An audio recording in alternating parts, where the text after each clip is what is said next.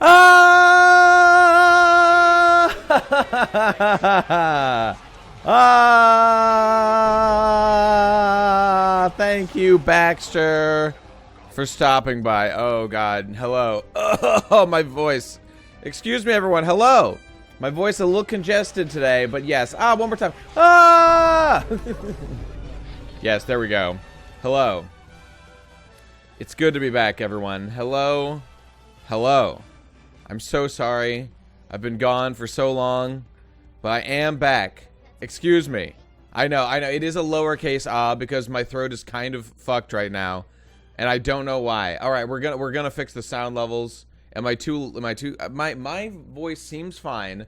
Oh, hello, Chernobite. What's up? We'll fix all this shit shortly. Excuse me. I don't know what happened. My voice was totally fine. I think all of yesterday, and I don't even have like a cold or anything. At least I don't think so. But just like today, really in the last few hours, like my voice just like went to shit. I don't even know what's going on. I guess since like maybe yesterday evening it started to be a little weird. I don't know. I know it's gonna be long. I'm sorry, everyone. You see, it was a low energy because my throat is totally fucked right now. But yes, I'm back. Oh God, I feel it. I've got phlegm in my throat, and I gotta get it out. I'm not even really sick. I just have an annoying cold. God damn it, not cold. Cough. Yes, hello everyone. I think Shueisha and the agents of Hakta are at it again. They're coming to get me. But I'm alive. Hello. All right. Yes, high quality. That's me. Also, let me just check my level here. This is good. So, is it just me, or these are really low, are they not? Hello. Are they really low, and my voice is really high? Does that sound right? Am I totally fucked? God damn it. Jesus, gotta fix this shit. Alright, well, we'll just turn this shit up. How's this? Alright, that seems better. And my voice is too loud, so I'm gonna turn it down. Test. You aren't fucked. Okay, alright, well, I guess this is more or less the best I can do. Alright, hello? There it is. The Joker has struck and fucked up my voice and everything. Alright, whatever. We're fine. Let me see. Yes. Outer Wilds will be back tomorrow. Yep, we're fixing the fucked schedule. Should have been yesterday, but just Thanksgiving things got in the way. I didn't expect them to, but they did. What can you do? Gotta have life get in the way. Okay, let's go over to the thing. We'll go through our lovely subscribers that have given me money. What happened, Nate? I guess you guys might be wondering where I was and why I was gone. Yeah, I just didn't really feel like telling people about it like that much because, I don't know, like, I guess they'll see. Which I guess is dumb because you should tell people why you're, like, not going to be streaming. But I was in Japan. Wait, where's the sounder? Come on. I got to play the one. I was in Japan. Yes. I sure was. That's where I was. Everybody was going. Yes. I love Japan, period. It happened. I was saying I love Japan, period. the whole time, and it was great. And they were replying. And also, What were they thinking with this shitload of fuck? that's what I said when I saw Japan. Got him. Yes, good. Okay, no, stop. I left us you for Japan. Yep, it's true. I marched my ass over to Oda's house. And I told him, you've been fucking up this manga for way too long. I'm here to fix your shit forever. And so it happened. I told him, no more of this Hakta bullshit, okay? All right, we got to get rid of the Hakta, and we got to have Goda from here on out. And Oda got on his hands and knees and said, oh, please forgive me, Neto-san. I will do just Goda from now on. これから、Goda dake. Hi. From here on out, it's only Goda. I was assured that Hakta has come to a conclusive end, and it'll only be Goda. Oda kneeled and squealed before me, okay, and he accepted his mistake, and he said, yes, I will get eventually to writing Nika out of the story. It's gonna be great. Don't lie, Nate, you were playing the Mario RPG? Yeah, right, the remake. It's not Mario RPG, it's a remake, okay? It's not even the real one, it's different, and that's dumb. I hate things that are different from the thing I like. All right, but so real and true. Okay, we're going to the other thing. Here we go. Woo! Yes, good. All right, let me catch up with the money givers. All right, who gave me money. Hang on. Oh, okay, gotta log in over here. Oh God, my throat is so fucked. Forgive me, everyone. You know, this might be like a slight cold or something. You know what? I'll give him that. I'll give him that. It might be just a little bit. Wait, what the fuck is going on? Yes, Streamlight. Yes, let me in, please. Oh God, please don't fuck this whole thing up. Okay, no, there it goes. No. I've been back from Japan for like a week or so, a week plus, and recent event. Okay, here we go. All right, let's see who gave me money. Okay, that's right, and we're catching up with all 4 chapters that I missed. All right, I was in Japan for the release of some of these chapters. Yo, I don't know what was going on. It was the most fucked shit. I thought to myself as I'm in Japan, like, oh, I guess I'll just buy a copy of Shonen Jump and read the new chapter when it comes out with my impressive knowledge of Japanese language and my access to the market. I could not find a goddamn current Shonen Jump to save my life. Like, it might have just been that there was like an awkward delay, and then when I was like looking to get a Shonen Jump and like one of the infinite 7-Elevens they have in the country, they were just like, it came out first. It comes out like first before Japan. It comes out like on TCB. TCB's has like no TCB. I happen to know this for a fact because they told me so personally that they get just an early release of a like whatever like the manga like comes out. Excuse me. This is all in the interviews that I did with the TCB guys. They just get like a copy of it from one of the books from a vendor that happens to leak early. But it's only like a day, maybe 2 days early. But I was looking for like a new, like days and days passed after like a new chapter came out. And I could only find the Shonen Jump, the big Shonen Jumps from the week before. So I bought a couple of them, you know? I legit thought that Alvin and the Chipmunks Japanese banana thing was Nate talking for so long. Only recently did I Google it. Oh, really? I wish so. Otis editor runs TCB. That must be it. Don't laugh at 9/11. It reminds me of that tragedy. The issues are flying off the shelves due to all the right. Okay. Wait, are you saying that the tragedy of 9/11 reminds you of the greater tragedy, which is when the shelves are bereft of Shonen Jumps for you to buy? I couldn't agree more. All right, sounds correct to me. What am I talking about? Oh, right. I'm reading the donation people, the kindly subscribers. All right, who we got? Oh God, the thing's fucked again. All right, here we go. Nestle PK for 20 months in a row. Thank you, Baxter. 21 total. When we needed him most, he returns. Yes, that is me. Correct. Excuse me. Rocket Kiss, 5 months. Thank you, Baxter. Zad, 1212. Hey, what's up, Zad? Where you been? 27 months. Thank you, Baxter. Thank you, Baxter. Chernobite, 18 months. What year is it? Thank you, Baxter. Great question. K5 Josh, 51 months. Thank you, Baxter. That calls for a... Yes, indeed. Yes, indeed. It's a Norm Macdonald joke. Okay, well, I missed it. Fair enough. What do we got here? Flair Fritz. Hey, thanks, buddy. Thank you, Baxter. That's a virgin sub right there. To you I say... Sexualizing young girls, and it's getting to the point where even I have a problem with it. So true. Kiss My Toes for 3 months. Kuma Tekken? Thank you, Baxter. I'm not totally there is a Kuma in Tekken, I believe. He's a panda, right? At Loafus of Bread, 2 months. I'm looking forward to hearing of your experiences in Japan. Well, you're probably not in luck because I'm like not going to talk about it that much here. I'll probably talk about it more tomorrow as I'm looking to fill dead air. So I recommend coming there. We've got so much One Piece to talk about, and my visit to Japan isn't really relevant to that. So I don't know. I'll talk about it a little bit. I went to Tokyo. Whoa, it was crazy. Whoa, so awesome. And other places too.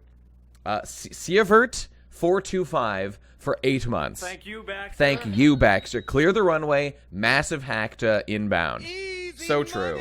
So true. Oh, God, my fucking throat. Jesus, this is a nightmare. God, I can't talk. I can't talk, goddamn. My throat is fucked. And I see you people in the chat giving me bullshit about, you know, fucking missing yesterday or whatever. Look, yes, that was a fuck up. I apologize. But now I try and my throat's fucked. Fate conspires against me, okay? That's the point I'm trying to make. Excuse me. Zad, I'm usually not here for One Piece streams since I'm like 150 chapters behind or something. Wow, Jesus. But the real question is, how far behind are you on Kuma Bea? I caught up. I think I think I was fully caught up when you guys were at chapter either 3 or 4. I think it was chapter 3 actually. So 4 and on I missed. This is in the Nihongo Knowers Japanese study section of the Talking Pirates Discord, which if you want to learn Japanese, you should join. There's a lot of good people there that'll help you out. Including me, if I give a shit enough of a time. Excuse me. Drug stuff. What are you saying? First chat, there's some asshole wanting to sell me stuff. All right, fuck off.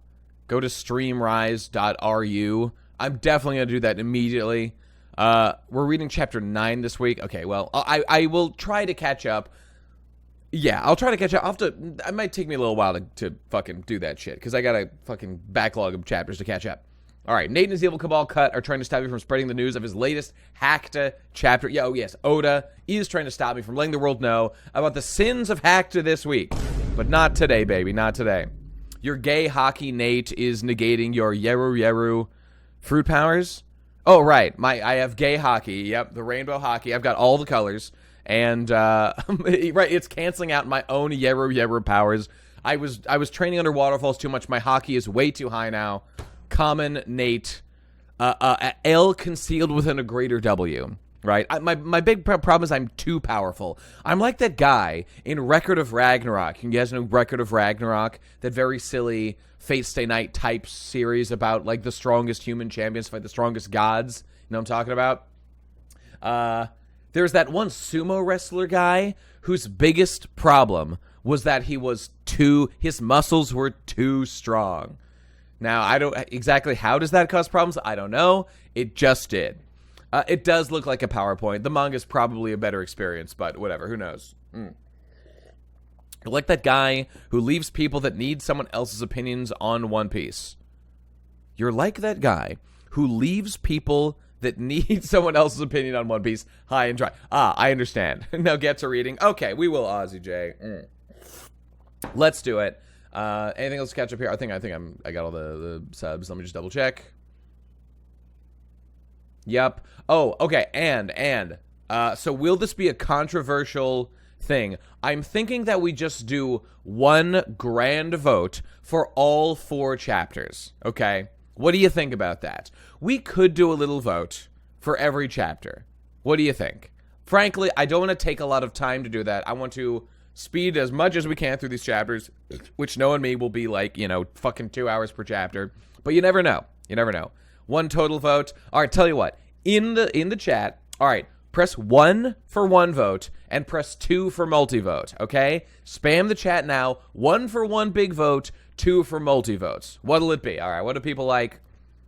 Little votes, more money. No, but would you make more money that way? I think it's just a different kind of bet. You might be able to sucker more people in. Okay, I'm seeing some 2s, but it looks mostly like 1s. 2s are having their day. I'll give another second.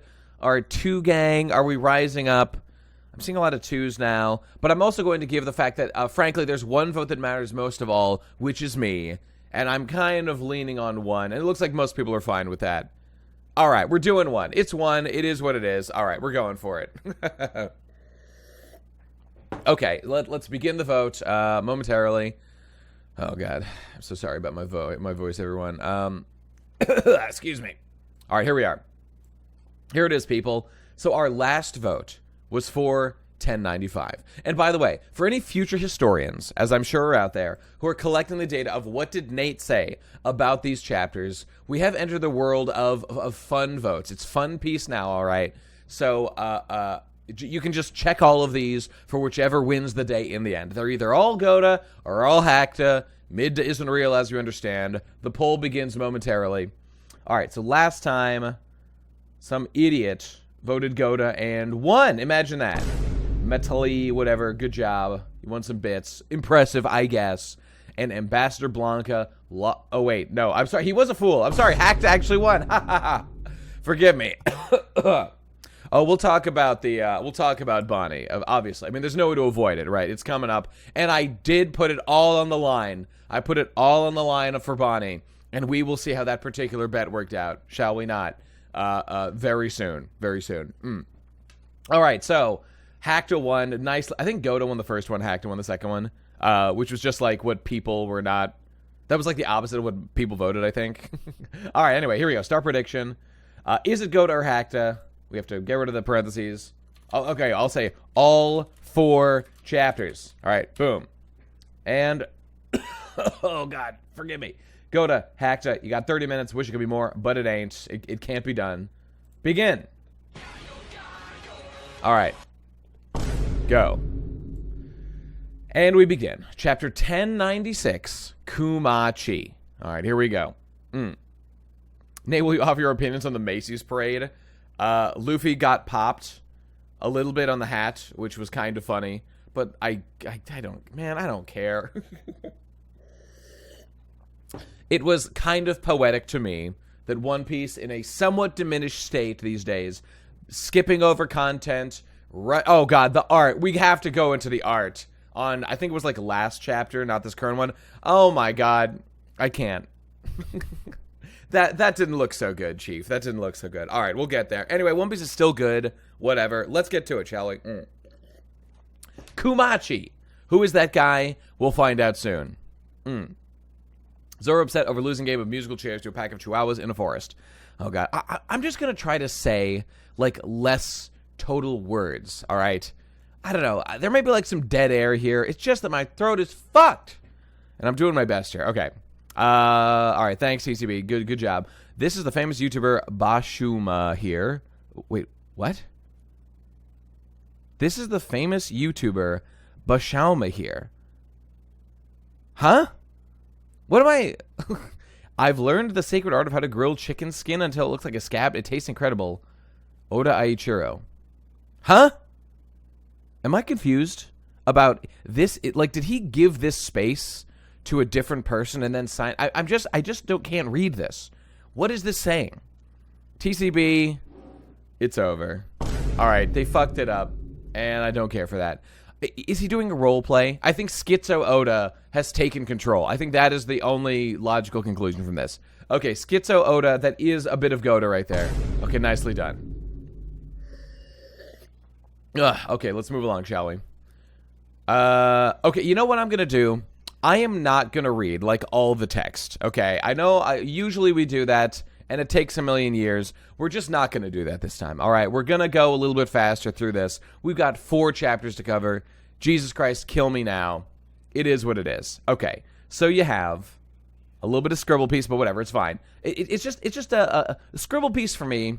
You know, I bought the 2 latest volumes in One Piece, and was, which is kind of comparing the art versus the old stuff. I think for me, not all of it is terrible. Detail has gotten a little worse and like more scribbly, but it's actually kind of the line work that is the thing that I think is the most notable. Like the line work on Zoro here, it's kind of just like thicker and chunkier, you know? And the paneling. The paneling has also gotten pretty weird. Like if you bought the volume, the line of the cut, I think is like, would it be right here? I don't know, but it's gonna like cut this panel. I mean, it's very strange, man. I don't know. I feel like he might just be writing for digital more. Anyway, we've talked about that endlessly, so let's move on. Okay, so I mean that just looks hilarious back there. Even rereading Wano Act 1 looked better. I mean, yeah, the beginning of Wano didn't seem to really have like the problem that a lot of us talk about with like the end of Wano and you know, some of this egghead stuff. Okay, so the fucking Tenryubito, the Celestial Dragon dudes, are beginning their killing spree, and off they go. The rabbits are scattering. They're normal people. Great. Cute design. Mr. Moon Man looking great. Some rivals. This looks like, oh, I don't know what the name is, but it looks like some fucking Astro Boy art. Some, oh god, what's his name? Tezuka. Some old Tezuka looking fucker here. But it's got like weird like extra lines. I don't know. Is he doing that on purpose? Who cares? Doesn't matter. They're really scared. Oh no, they're gonna kill us. Wah, wah, we're sad that we're gonna die. Yeah, none of this dialogue is particularly critical. Okay, but here we go. Now we have a based and red-pilled sighting of my man Kong. Okay? A real bruh moment is transpiring here. This is Kong's second appearance ever in the story, presumably when he was Fleet Admiral. Epic. Maybe he was just Admiral, unless it says here. I don't know. Who cares? Wow. That's awesome. And I know who that character is, so I clapped. And I liked it. All right? It's great. The strongest of all Marines. I love him. Donkey Kong. Yeah, that's my man. All right. So here's Garp. Oh, you know what? There was some discourse about this, which was just like, Garp's response was interesting. Yeah, right. Garp chilling during genocide. Does this count as like, does genocide have to be like a racial thing specifically? Or it could be a particular group. Like if you just want to kill just the population of one country and you don't really care who they are, you're just like, we got to kill them all. Is that a genocide? I think it is, right? Is it just you like pick a group and you're like, I want to wipe out this group? I think that's the case, right? Genocide can be with any group, but it's mostly ethnic. Okay, all right, great. Glad we could all agree on that. We're talking about the important stuff. I am the genocide gatekeeper, all right? And you have to get by my definition. All right, great.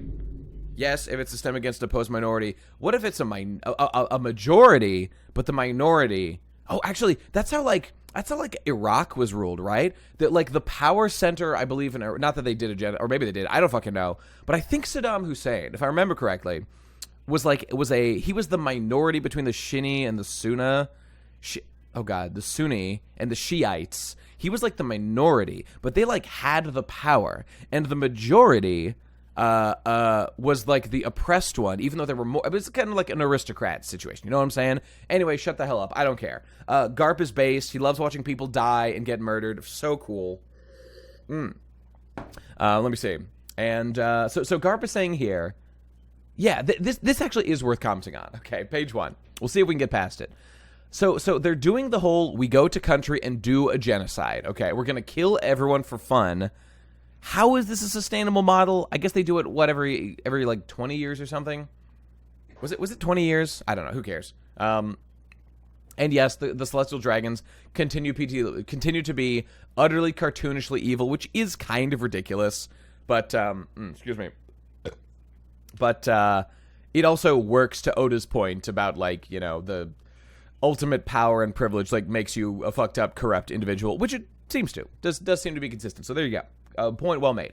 So Garp knows that this happens, all right? And Garp says of this, let's see. So Kong says, blah, blah, blah, they're at the place. I need you to go to that place where this is happening, in, like, the West Blue. For some reason, God Valley was said to be in the West Blue. The West Blue. Strange, but okay, whatever. Our reports have been verified. There's danger. Celestial Dragons, little field trip. Why should I care if they're in trouble? So Kong is worried about the Celestial Dragons here. Okay. I always said it'd come back to bite you if you messed with Hachinosu. Right, because rocks or whatever are on the way. It's their old fault for poking the hive. Funny play of words, because it's called, like, beehive or whatever. And he says, okay, so just to be clear, so Garp's lackadaisical attitude here is not directly in response to, like, hey, Garp, people are suffering and dying. Garp is saying that he is unconcerned about the Celestial Dragon's safety. That is what this is in response to, okay? Because, again, a lot of people were saying, like, Garp is, like, evil or whatever, which you can make a decent argument that, like, by being a Marine, you are involved in a system of oppression that's, like, killing the world, blah, blah, blah. But Oda really has made it clear that only, like, the admirals are specifically under the command of the Celestial Dragons, which is why Garp remained a vice admiral, so he could not be directly commanded by them. And he's on vacation. He can't stop every genocide worldwide, you know? So true. And we just like objectively know that Garp is a good guy. So, like, you have to take that as, like, your axiom. That is axiom 1. Garp is a good guy mostly. But he also is, like, a little bit selfish like Luffy, you know? I guess it's possible that Garp doesn't... It's possible Garp doesn't know, like, exactly what's going on. Maybe he heard it really was just, like, a vacation or something. Because Garp is, like, a savvy guy. He is much younger here. But, what was I going to say? But, you know, he's not privy to, like, all the secrets of the world government. And they might put in some effort to cover it up the way they do lots of other things. Or just, like, you know, they control information flow. So, you know, either way, like, Garp can't intervene in, like, every fucked up thing. Garp has probably not spent a lot of time contemplating the moral conundrum of, like, his involvement with sort of a sub-branch of the world government and being, you know, like, one of their agents. Garp could have stopped the Holocaust. So true. He should have been there. Where was he? Yeah. So anyway, lawful neutral? No, I'd say Garp is chaotic good. I think that much is pretty clear. And the fact that he didn't go out of his... Well, again, you know, honestly, that's a good point. Did he even know specifically what was going on this island? I think it's actually a pretty good case to be made that he did not. You know? I don't know. Anyway, you know what? It's not worth worrying about that much. Again, the axiom is that Garp is a good guy. It simply is so. Don't stress about it too much. Garp when his grandson is killed. Sleep. Garp when annual genocide tournament is interrupted. Huh. Okay, alright. Good memes. But Garp wakes up because he wants to fight Roger. Okay, so good joke, everybody. But in actuality, it's because he's selfishly motivated that he specifically says, defending the celestial dragons, I sleep.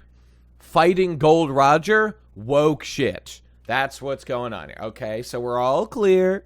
There you go. All right. Hachidoso. All right, so Rock's Palace have set sail. Gotta hurry. All right, okay, great. I'm not gonna read all this shit. All right, it's God Valley. It's in West Blue, which is odd, but okay, cool. Am I gonna sneeze? I think I feel a sneeze coming. Give me like 5 seconds. Okay, it went away. I guess it wasn't a real sneeze. Fine. All right, so they're fighting. There's Eva.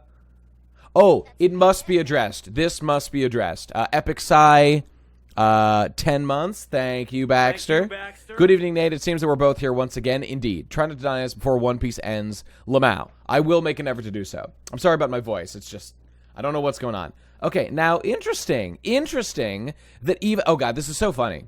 This is so funny. This particular fuck-up that Oda engaged in. Hang on. TCB... I gotta go to the thing over here. You've really got to appreciate the hilarious, minor but still hilarious fuck up that Oda engaged in here. And it is... Okay, look at the pose.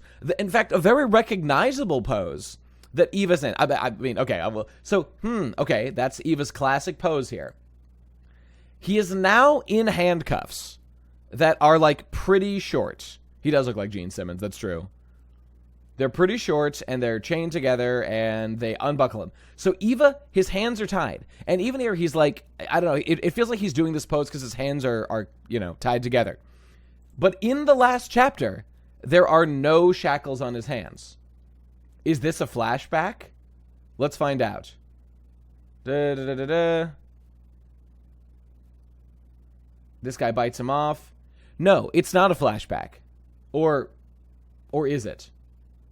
Oh, no, okay, he's there with Kuma right there, and he's got the shackles on, and they're not there. Okay, so Oda fucked up real bad. Goda engaging in Donnie Lou Source literally doesn't make sense. Unless this happened. No, okay, it's fucked. It's totally fucked. And I just think it's funny, like, in a volume release, you might correct something small like that. Like, Oda has added freckles back to Ace when he's forgotten them. I was like a common thing he forgot early on because Ace has freckles. Excuse me. But Ginny's glasses are adorable, and I love her. But we'll get to her in a moment. The thing is, the pose that Eva is doing... Where'd it go? I fucking lost it. This one is fine. But, like, so this... He could make the chain longer, but that's not going to happen. But this pose specifically, this cannot be fixed. Because his arms are too far apart for how long the chain is here. So he can't even correct this unless he kind of, like, breaks the fucking logic of how long the chain is. Excuse me. and just adds it back there. So this is something that, like, kind of cannot be fixed, even in post, unless he, like, makes the pose totally, because this is, like, Eva's classic pose, doing, like, a fucking Okama, I don't know, like, he does this sometimes, right? Or am I thinking of Bon Clay? Either way, it doesn't matter. Yeah, it's a pose that the fucking Okama seem to do.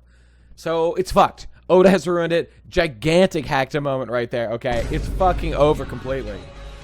Excuse me. He can remove the shackles in the other chapter. He can't do that because they're featured as, like, how would this panel change? He's literally offering them to be bitten off, and he still has them on afterward. There's no way to fix it. There's literally no way. Too much, like, narrative weight was given to this small detail. So anyway, so Eva saying a cool speech about we're all gonna get killed. That's not fair. But they said we'd live if we do what they told us if we survive. And Eva's like hell, they're gonna lie to us. How does Eva know that there's been 0 survivors? Who knows? Who cares? Yeah, he's gonna hold a bowl of yummy noodles for this guy to chew on. That's gonna be how he does it. Classic Goda. He planned that since chapter 1, no doubt. What do we got? Reddit Sephiroth, good gosh. Missed my chance to Gamba. No, you didn't. You're still going, right? There's no way it's been half an hour, right? There's no way. Let me check. No, you got 14 minutes. You've got 14 minutes to vote. Go for it. And 16 months, Reddit. Thank you, Baxter. Thank you, Baxter. Oh, God, my throat, man. Oh, Jesus. I'm chugging water, but my throat is going to be utterly destroyed. Hang on. I'm going to cough again. I'm trying to get the phlegm out, but I think it's like when you pick a scab in, like, your throat or something, and you think poking it might, like, clear it up, but actually you're just making it worse. I'm like, not gonna be able to speak tomorrow. In fact, the stream might get fucked tomorrow if I, like, can't talk, but I don't know, whatever. I'll try to catch up as best I can, goddammit. Oh, God. My throat. Hey, for Tia's, you know what? I'm just gonna request tea real quick. Give me 1 second. Give me 1 second.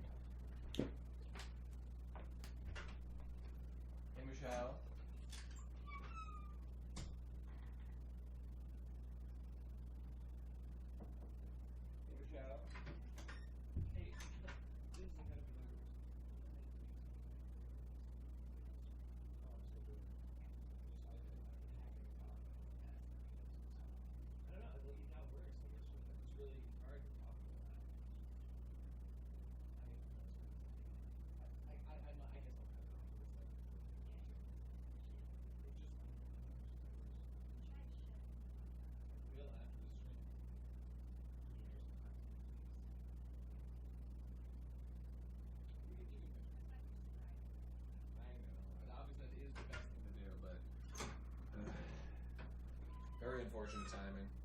All right. Tea is en route. Oh, God.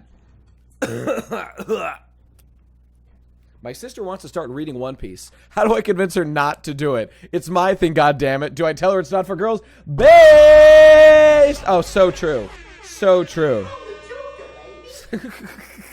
I'm trying to think of some advice for that. Obviously my fucking voice, Jesus.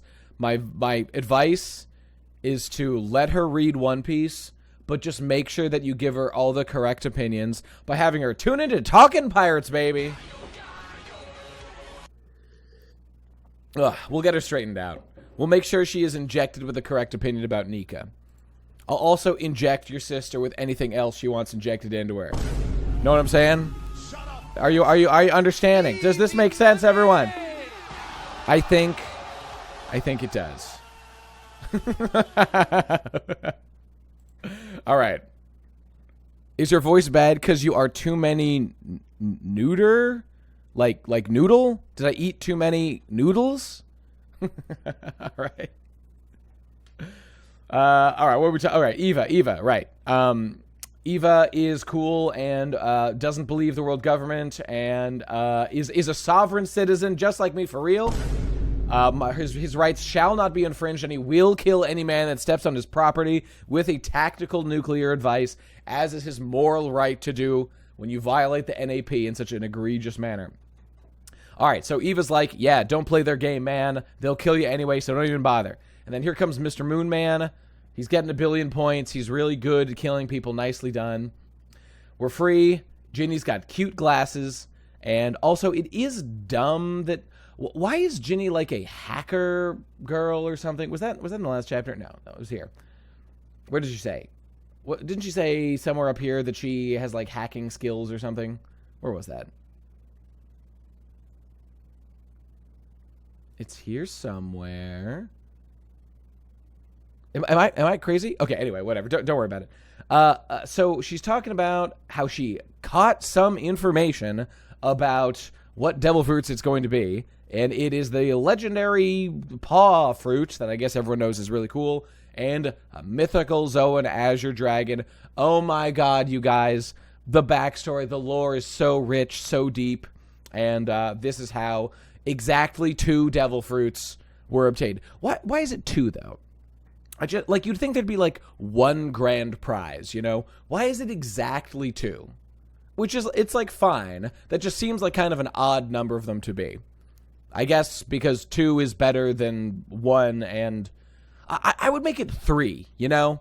And then, ooh, that might be fun. You could have a 3rd one as a little plot point to pay off later on, or something. I don't know. Who cares? There's probably other prizes that aren't devil fruits. Oh, I guess that's possible. I remember I was wondering about that. I was wondering if there were any other devil fruits. Anyway, we'll see. And I guess technically Ginny this isn't an exhaustive list necessarily. She's just describing 2, but it does kind of sound like she's talking about, if there was another one there that wasn't mentioned, I would call massive hack to on that bullshit. Okay, so there you go. The pawpaw fruit, which can be used to blast yourself and others to distant islands. I do still love the paw fruit. It, like, makes no sense whatsoever, but just this association of paws with pushing is cool. Why can you push pain out of someone? It still doesn't make any sense, but that's okay. I'm going to cough again now. Excuse me. There were 6 devil fruit chests shown. They might not all... Oh, okay. All right. Hang on. I've got a big problem with the word you just used there. Devil fruit chests. Okay.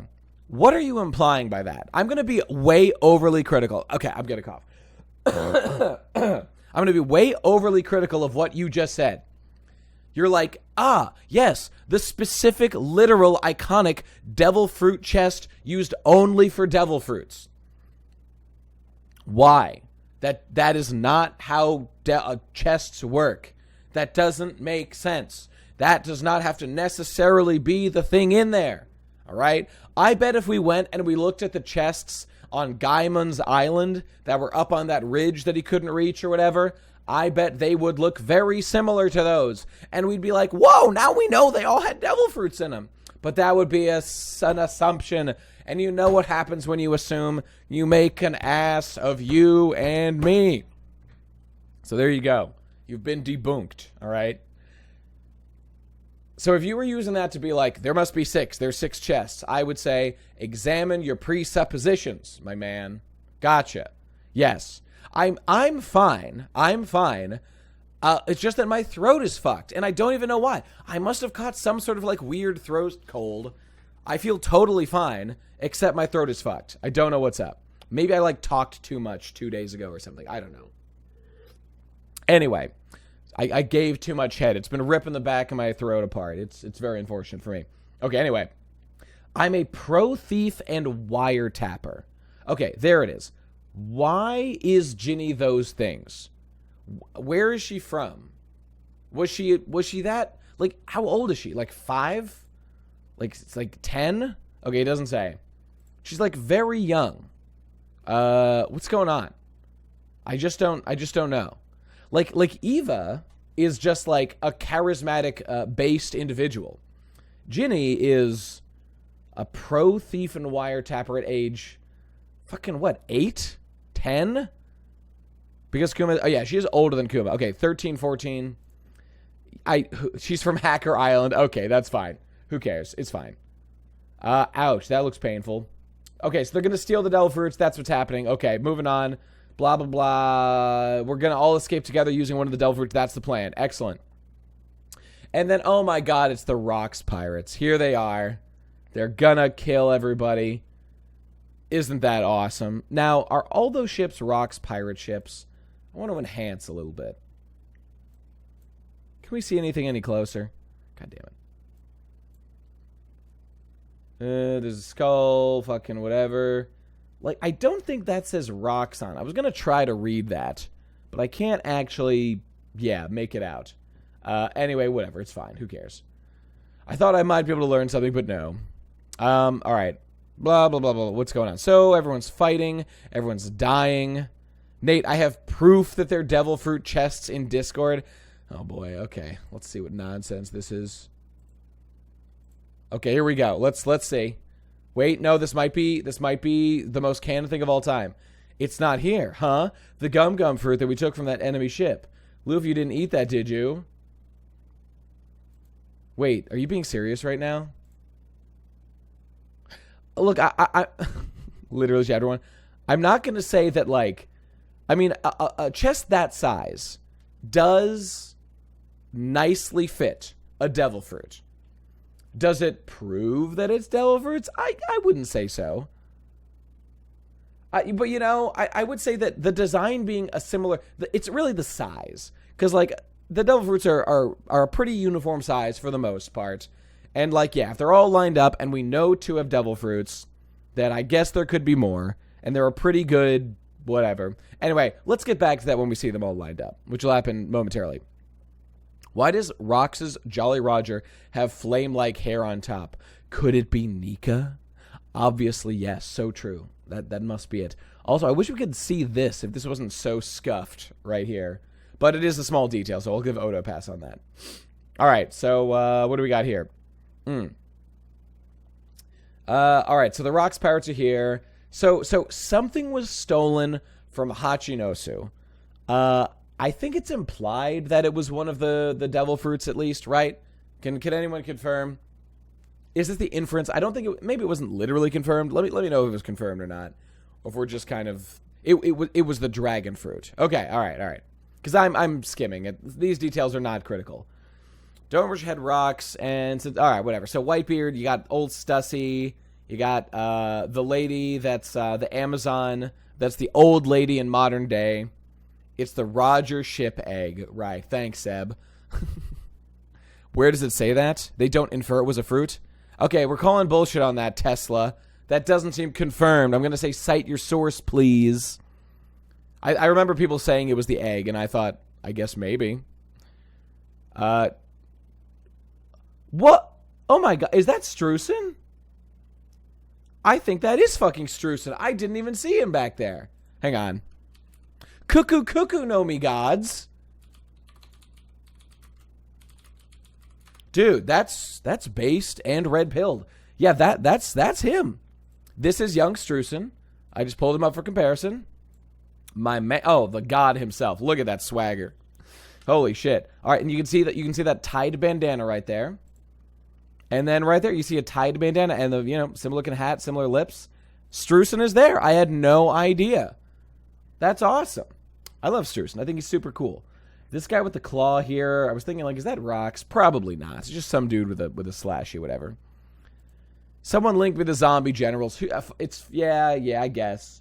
Like this guy's a zombie, and I think we see another big dude that is a zombie later. Oh, this guy, yeah. This guy right here is another general zombie from Thriller Bark. And that's cool. And Big Mom, Streusen. Oh, yeah, it makes sense they would both be on since Big Mom is here. Kaido, some guys we don't know. Is that Captain John? I think that's Captain John, right? And of course, the Golden Lion himself, Kinshiki. There he is, from his hit film, One Piece Strong World. Are we going to bring up how Mori apparently had 7 Rocks Pirates? Are you pulling that number directly out of your ass, or, like, adjacent? Because where are you getting 7? You know what? That might be true. I can't verify that right now. And look, oh my god, they have so much personality, and they're talking to me. Oh, it's so crazy. Ulti and Page One's dad. Which one would be Ultimate Page One's dad? Some dude? Alright, whatever, I don't care. Alright, Rox is here. Whoa, that's so crazy, dude. Whoa. The Fishman? This guy? This guy looks familiar. Is he on the Roger Pirates later? I feel like I've seen this guy around. And I can't go... Maybe I can take 1 second. Roger Pirates, One Piece. Let me just see if that guy looks familiar. Or shows up on the list. Sunbell? Okay, this isn't him. Yeah, alright, this I think is who I was thinking of. But that's not him. Ugh, excuse me. Alright. And we move along. Alright, pirates, yeah, okay, they're doing stuff. Explosions, Teribito are mad. There's a leak, the pirates are here. Oh my god, and it's Goldie, Roger, and Silver's Rayleigh, and the lowly Scopper Gaban. And that cool guy, my favorite guy down there. And I think that guy's name was like, I can't, Kobe or something, I don't know. Oh my god, the fucking Roger pirates are here, and they're gonna steal the devil fruits or something. Actually, why did they come? They came because I think they followed Rox, or like they got information from them that there was stuff here. I don't know. And then there's the Moon Man and his loyal steed, this guy, and some sexy looking girl over here. You know what she looks like? She looks like Rose from Legend of Dragoon, which is an excellent aesthetic. And I want to see more of that shit. So, more of the God's Knights, please. Oh, but she's going to be all old in the future. Ew, oh, that's unfortunate. But she's hot here, and that's what matters. And there's Bogard. My God, he's been there since the beginning, and he looks good to this day. So, Roger and Rox are here. They're fighting over treasure. We're all going to die. And here comes Garp, and more importantly, Bogard. And this guy looks maybe a little bit familiar, but whatever. Alright, so everyone's going to fight. And they got the devil fruits. I'm not exactly sure how they got them. They just did. Good job. I guess with Kuma's strong-ass body or something. Alright, and here comes Big Mom. Bam. Wham bam. She got the fruit. She took it from Eva. Haha. Jobber confirmed. Big Mom. Big W as usual. We know she's going to give it to Kaido later, so how fun. And then here comes Kuma. He was going to give it to her, but he ate it real fast before Big Mom could get to him, I guess. And then and oh my god, here comes Saturn. What do you know? Wow. All right. So whatever, there's like a speech here or something about having power to save people. Just like Nika. Oh my god, planned since chapter 1. So good. Absolutely love it. And so, like, a fight happens, and somehow he gets away, and isn't that fun for everybody? Saturn just lives to torture this one guy. Basically true. Your people need to be erased. That's what I think every day to everyone I see around me. And there you go. A fateful incident. Now, it was almost as big as the Rocky Port incident. And, yeah, W-turn. W-turn. All right, what do we got here? A link to... Ah, yes, here we go. Ha ha ha. What could have been? Hee-haw. Oh, I love the hee-haw. All right, and we skip past everything else. There you go. I mean, god damn, that's a lot of stuff to skip. They're like, to skip. They escaped, and it worked. I mean, there's probably more we're going to see here, I guess. But, I don't know, whatever. Who cares? Buccaneer Breaker. Okay, so they made it to the Kingdom of Sorbet. Damn, that's like really far. And they reported that Garp was a hero and Morgans is a hack, blah, blah, blah. Oh, God. My voice is getting to a point where I'm thinking I might not be able to get through 4 chapters talking at like anything even close to like a decent level for each chapter. I feel like I'm either going to need to like really cut things short or just like maybe do 2 chapters. Is there a break this week? I mean, if it's a break, oh wait, no, God, I thought that was no. I don't think there is a break next week. Let me just check on that real quick. Let me fucking Google One Piece schedule or whatever. But we already voted. Don't worry about it. Oh, God. It is next week? Okay, I'd really like to get through it then. Then I think we might have to just seriously cut through this shit and do what we got to do. Whatever. All right, here we go. So they escaped somehow. Fine, cool, good job, I guess. Kuma's big and strong. Everyone's cried and they're sad, and he's a big teddy bear guy, and he's got the hands of liberation now. Wow. One of the chapters is like 13 pages. Is that true? Wubba lubba lub. Is that true? Yes. Yes. Epic reference. Okay. Your family ran a church. Is that true? So, like, before all this, Kuma... I think I'm going to miss this one originally. I didn't realize that Kuma, like, his family was originally church-going people. Is this bullshit? Is this true? What's going on? It's confirmed that the Bible Kuma carried was the Gospel of Nika. It's not hardcore confirmed, but they're being very vague. Like, what's with these crosses? You know, what's the lore, in-game lore of what's with these crosses? Was there a One Piece Jesus? We did literally see the Bible. It just might not be canon anymore in One Piece. It's Mihawk's church, right? Nika preachers, Pirate Jesus.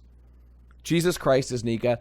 Man, wouldn't it be something if One Piece, like, ends with just, like, you know, Nika is just, like, a literal Jesus parallel, and Oda's like, yeah, guys, I love the Lord, and so should you. Please worship Nika every day just like I do, aka Jesus. That would be truly epic. Man, don't you love that our main character is, like, literally the Jesus character? But, like, not even just, like, metaphorically, like in his power level, like, he literally has the exact same power, and he's, like, the most super special one. Oh, that's my favorite thing about One Piece forever. Yes, I love it so much. All right, moving on. Fire Force, the main character, becomes a fusion of Jesus and the devil. That's a common thing in, like, Japanese media. They fucking love that shit. All right. So Eva's off to go bask in freedom and do cool revolutionary things, and be gay and do crime, as I believe the saying goes. I'll never forget your face as long as I live. No one ever has. Ha ha ha. All right, Ginny is staying behind. They are best friends and they love each other, and they're gonna have. They're just gonna grow up together, and they're just gonna have so much unprotected sex. These two, I can just see it in the future. It's just gonna be nut after nut after nut. It's gonna be breed after breed after breed. It's gonna be a wonderful, loving family life for these two, as they praise the Lord and Nika, as I do every day as I rise and grind.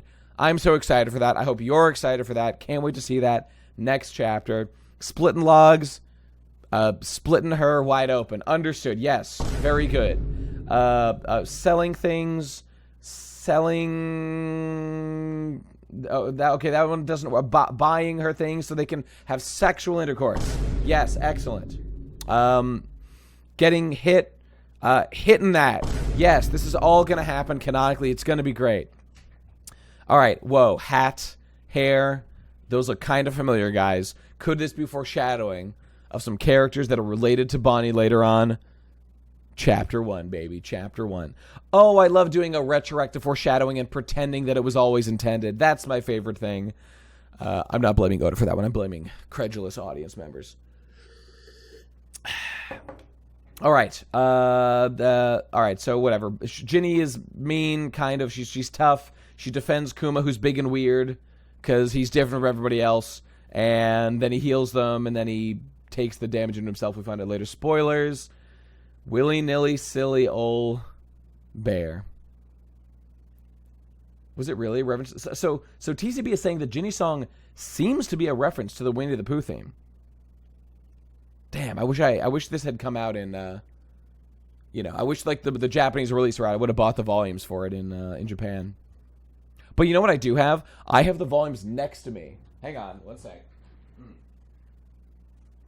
For, I think, the next chapter and the chapter after that, I have the physical big One Piece fucking Shonen Jump volumes that came out for those chapters, and I'm just flipping through to see which chapter it was. T for me? Oh, thank you. Hey, would you fill this up with just normal cold water, please? I know, thank you. I appreciate it. Oh, no, shit. Wait, guys. Oh, my God. I actually have this exact chapter.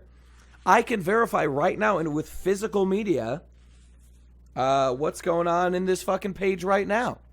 So let's see. The song goes, let me see. Where is it?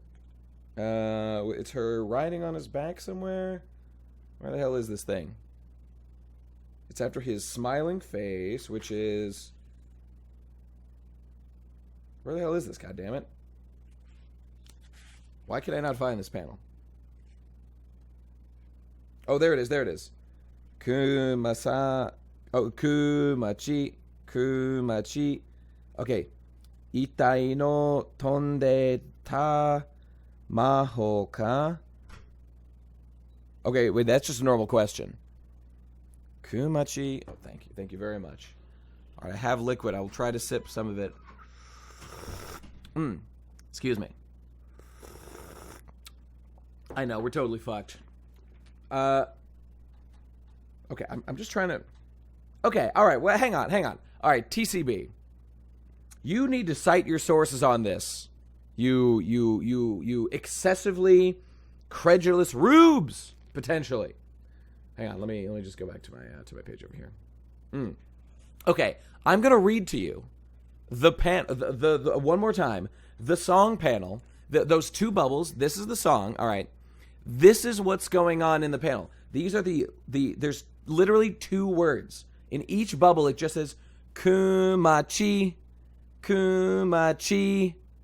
That's it. Where are you getting the goddamn Winnie the Pooh song here? A reference to the Japanese lyrics? Well, what the hell? Do people know the Japanese Winnie the Pooh song? I'm sensing hackta, but for TCB right now. This seems... I need to hear this. I need evidence of this. Okay, Molotov has a link to it? Alright, let's see.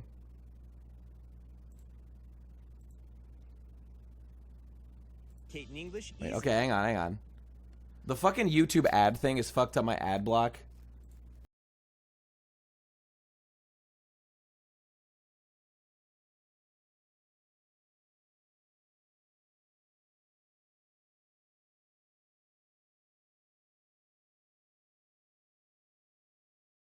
Kumanopu.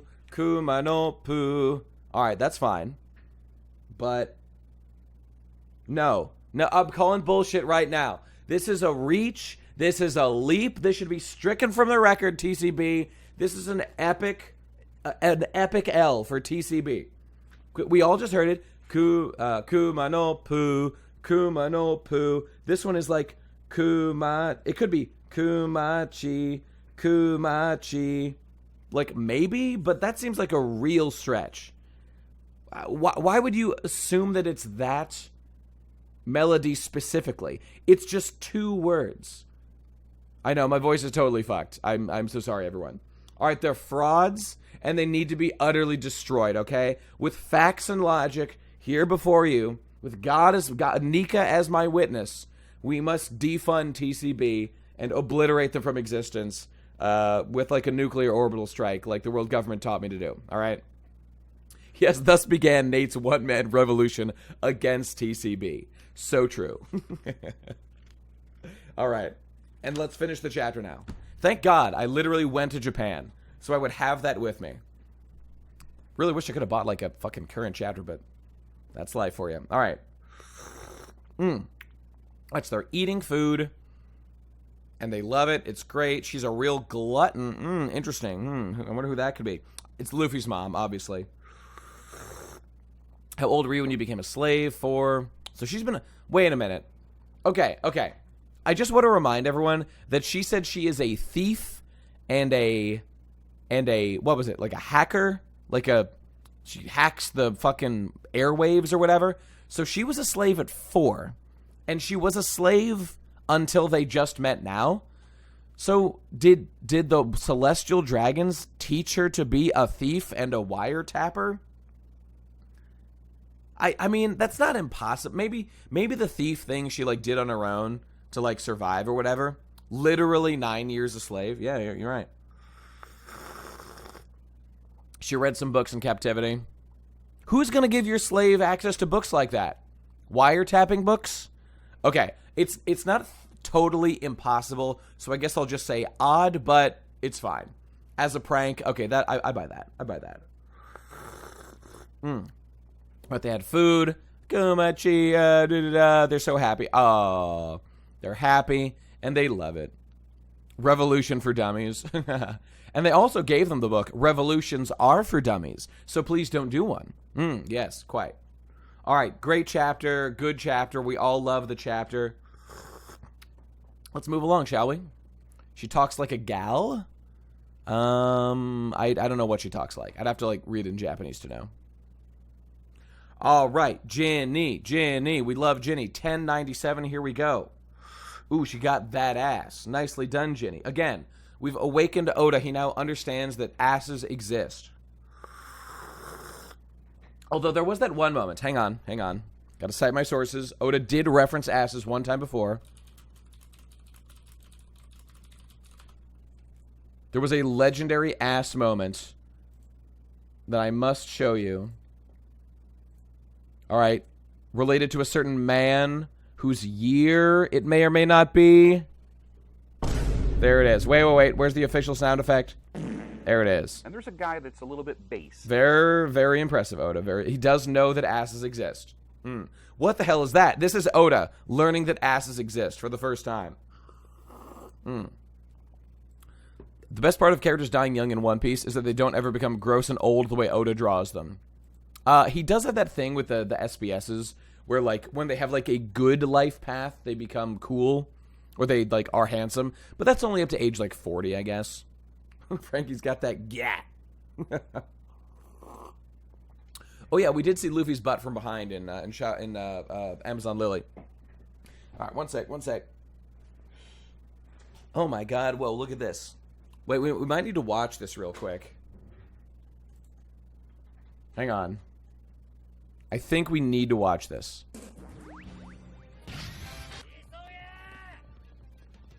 Okay, check this out.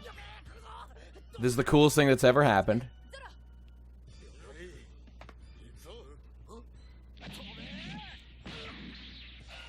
Here we go. Here it comes.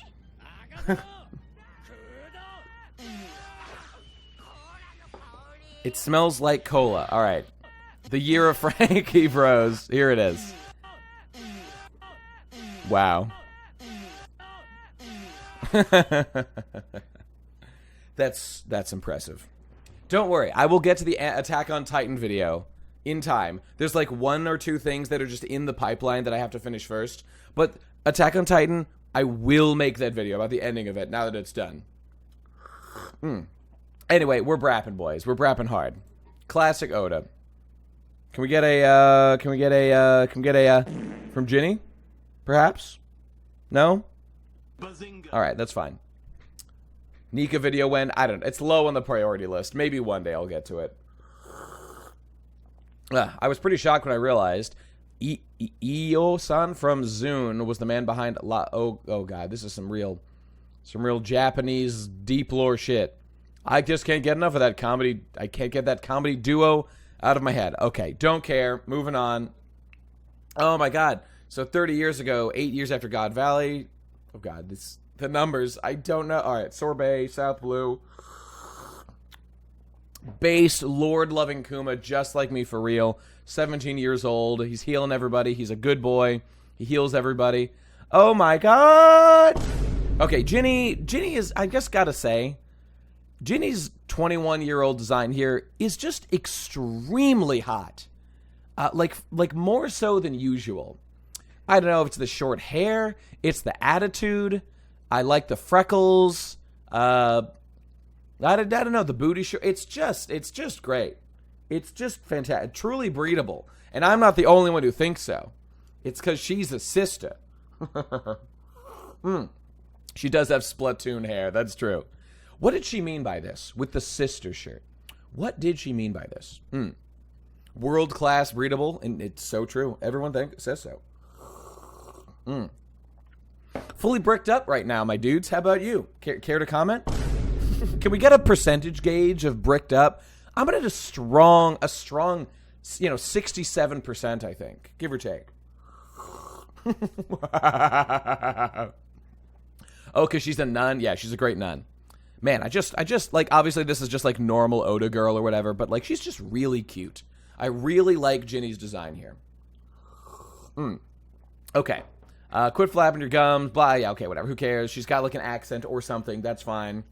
Old people, he's nice to them. Yeah, okay, all right, great. They all help him at the church. We hate the king, King Bakori. He sucks, understood. We can't say mean things about him, or he'll lock us up. Or if we don't pay the tribute, right? Okay, we'll get to, like, the lore of where things go.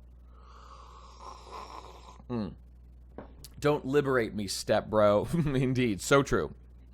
How much you making on this 30-second Samsung RAM ad? I think technically something, because, like, when you do Twitch and you get ads, you, like, do make a little bit of money, right? Probably per ad, it's, like, a fraction of 1 cent. Maybe it's more than that. I don't know. All right, so our Meisler King... Wait a minute. Is he listening to them talk right now? Like, hacking them or something? What's going on here? So they're just like, talking... He won't even feed his prisoners. He's more of a cheapskate than you. He seems to be, like, blushing and proud of this. And, like, this thing is talking.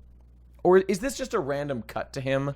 I thought this was, like, doing, like, a speech bubble, like he was listening to them.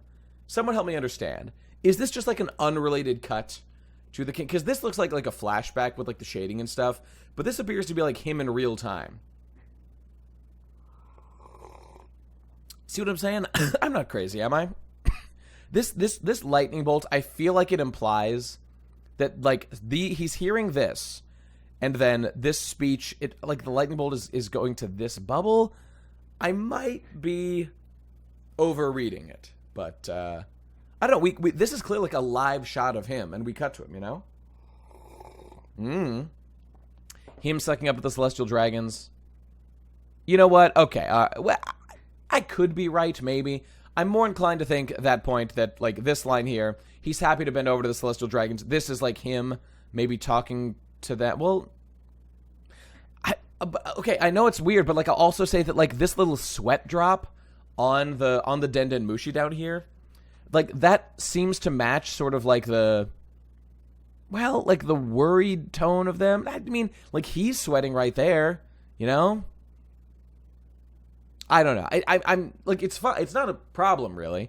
It's a little confusing, but I think, I don't know. If there was a gun to my head, either it's an unrelated cut to him as he's, like, talking to the celestial dragons or whatever, or it's him wiretapping. I wish we could do a separate bet, although there's no way to know who's right. Damn it. Well, I know this isn't what a surveillance snail looks like, but maybe it's being routed through one. Because they have the little like, it's the little black snails that you have on, like, your wristwatch, right? Those are the ones. He's also from Hacker Island. That must be it. Him and Ginny are their family. You can do a poll, but there's no way to know. There's no reason to do one, because we'll never have an answer. We need for the Annie Jannies will fix this one for us, and they will clarify. So I guess we'll wait for that. All right. In the meantime, I can get rid of any pain or mild illnesses. Okay. Why only mild ones? If I have a cancerous growth in, like, my, well, I guess because cancer's all mixed into your cells, his thing probably isn't that precise. But if I have a cold, can he get rid of the cold? Because, I mean, to get rid of a cold is you blasting out, like, that would be, like, all the cells. You know? Kuma is the green mile guy. Yeah, basically. I don't know. Who cares? We're moving along. So there's the big bubble of stuff that he took from them. And he goes and he sucks it up right into himself. So Kuma is a really good boy. He takes up the pain that he takes from them. Oh, what a nice guy. So Oda's really making Kuma, he was a slave boy. He fucking escaped. He saved people. He was strong. He helped people. Could he get rid of Nate's throat thing? No. This is too serious. Why is he bleeding? Well, I'm prepared to say that he took, like, pain from probably a good number of people. And so overall, that probably just like fucks up his body. I don't know. And also, let's not be too anal about like anime blood spitting is just a sign that they've taken like a lot of damage. And like the bubble's certainly pretty big. Yeah, why did Zoro bleed? Because like it wasn't mental stuff originally, and I don't think it is even implying that it's mental stuff. It's like physical damage that he's taking. It's not just mental, which is what I kind of thought Oda was going for with the like memory thing, but I really don't think that's the case. He's just taking a bunch of like physical damage and dying. So there's Ginny crying for him, and ouch, painful. So they don't know that he's doing this, but he's really strong, so he can afford to do it. Because he's a big, tough guy. How nice. And they got food, and they're going to eat. Yay. Oh, I love that. I love having food and eating it. So now, some years pass. Kuma's now 22, and she's 20, what would she be, like 28? 26? Whatever, who cares? A little bit older. Let's get married. Huh? We can't. Why? Well, I guess he'll think about his stuff right now. You love me, right? Just admit it, you dope. See, again, she's cute. She's got a little baby fat. That's a very cute design. Like York, but slightly less so. He's a man of the cloth. So true. I'm sure it would, but it's the thing about it is I've got cursed blood, blah, blah, blah. I don't want to make you unhappy. He's probably thinking to himself, you know, she's going to want kids because normal people do. And you know what? I think if I don't breed her myself personally, no doubt inevitably she'll find some nice guy that she'll hook up with and have a nice, lovely family. That's what's going to happen. I can see it in my future. She's going to have wonderful children with the man of her that lies in her future. It's going to be great. Ugh, okay. This tea is helping a little bit, but not that much. All right, so he doesn't want Buccaneer blood because it's like cursed. And I mean, Kuma, it's not his fault. He's just like, he's all fucked up because like his family was like literally captured and tortured and made slaves because they were Buccaneers. So that's not so good.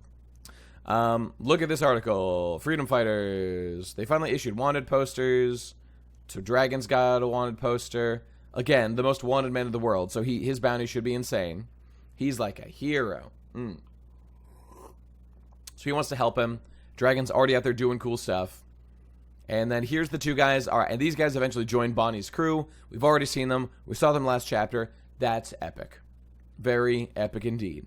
And so Ginny doesn't care about his bullshit. Oh my god, he's got his cool hat. We did it. We did it. 22 years ago. So 3 years after this now. He's a grown-ass pastor, priest man. Very cool. What are you yelling about? You're trying to pick a fight with the Royal Army. All right, what's going on? Kuma's 25 now. They're in the Southern Province. They're doing stuff. There's a new law. We can do whatever we want to use Southerners. Oh, damn. Just like the Celestial Dragons. That's not so good. So Kuma, with his cool-ass blasty blasts, is doing his thing again. Rebelling against the king. Yeah, what an amazing thing. Northern people can just do anything to Southern people. Make them slaves, kill them, I don't know, slap them around a little bit, force them to lose in a game of checkers against you. Just like America, so true. Proud to be a Yankee, boys. All right, so they'll get used to it and they're going to love it. It's going to be awesome. Oh, those Southerners, they're such vermin. Oh, how I hate them. And it's just like old people and Kuma. That's it. You know, maybe there's just like 8 people that live in the South and like everyone lives in the North. So it's actually a very small sacrifice, you know? all things being equal. Can't make an omelet without breaking a few eggs, you know what I'm saying? The Celestial Tribute is decided by the country's population. Oh, that's interesting. Oh, I didn't even notice this the first time I read through. So there's sort of a logical line here, which is just that no, we just want them killed because they're old people and they're useless to us and they cause us to have to pay more money because you pay by, you pay by people. That's the Celestial Dragon tribute system. That's how it works. Interesting. That's actually kind of interesting that the king is he's at least responding to an understandable pressure system that exists. He's not just like being like totally unhinged. I mean, he's obviously presented as like pure evil because like this is his solution. Like, well, we'll just kill people. I don't care about him. But like it wasn't like his policy. He probably like wouldn't care normally. Where's that Lincoln derivative character when we need him? We need I think it's King Hamburger based. All right, so yeah, so kill the old, so they just have the fittest people, so they like keep money, and they don't waste it on like poor people that aren't helping them very much. So based and true and epic.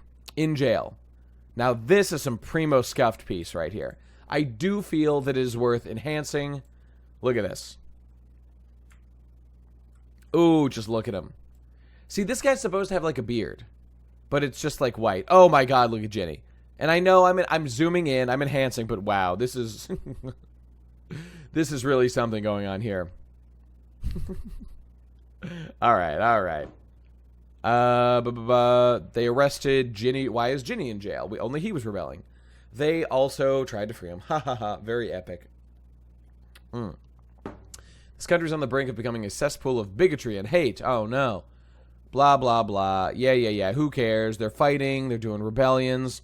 They're in jail, and then, oh my god, who could these people be that are here to save us? Oh, excuse me. So the government was now overthrown by your boys, Dragon and Eva. They broke them out of jail, and they joined up. And so O'Hara spurred them into action. Dragon and Eva, so Eva joined up, is a Revolutionary Army dude. You got Bello Betty over here. You got fucking Kuma is with them now. Nicely done. And these other people I don't care about. Awesome. And Ginny's there too. The Revolutionary Army. Epic. And Dragon, we find out later, whatever. I mean, spoilers, I guess, but who cares? Dragon was in the Marines. That makes sense. And he probably is Garp's son or like adopted son or whatever the fuck kind of son it is. I mean, he has his name, so he should be like his literal son. But he sure doesn't look like him, which is a bit suspicious because Luffy looks exactly like Garp. So, like, it would make a lot of sense if it turned out that, like, Garp's daughter was Luffy's mom and the Dragon, like, married her or something. But, like, I don't know. Maybe just, like, changed his name or something. Who cares? Who knows? Yeah, like, everybody's adopted most of the time. Nate's brain rot about Dragon not looking like Garp has gone too far. I don't know. Well, first of all, do not pretend that it's, like, illogical to think that, like, there's going to be some surprise actually was an adopted son or whatever. And also, I forget. That happens, like, all the time. But has Garp said, my son Dragon? Or, like, what has he said? You know, what has he said to a degree about that? That's what I want to know. I can't remember, like, all the lines whether it's been competent. Maybe that theory is, like, totally retarded. That's entirely possible. But I'm just a little skeptical, you know? I'm a little skeptical of it because so often that just, like, isn't the case. Luffy was probably born from a solar flare. True. He has referred to Dragon as his son, but again, he could easily just put on the, like, son. Oh, did I say son? I meant son-in-law. I meant adopted son or whatever the fuck, you know? He has called Luffy the child of his child. Okay, but still, theoretically, biologically, you know, questionable. I'm just saying, in theory. Could be a step bro, step sis type situation, but then they fucked and had Luffy, and that's why Garp disowned them. I'm just saying it's possible. Alright. Never said Dragon was... whatever. I don't know. We'll think about it later. Did somebody say something? He said, my son became a revolutionary during the battleship bag scene.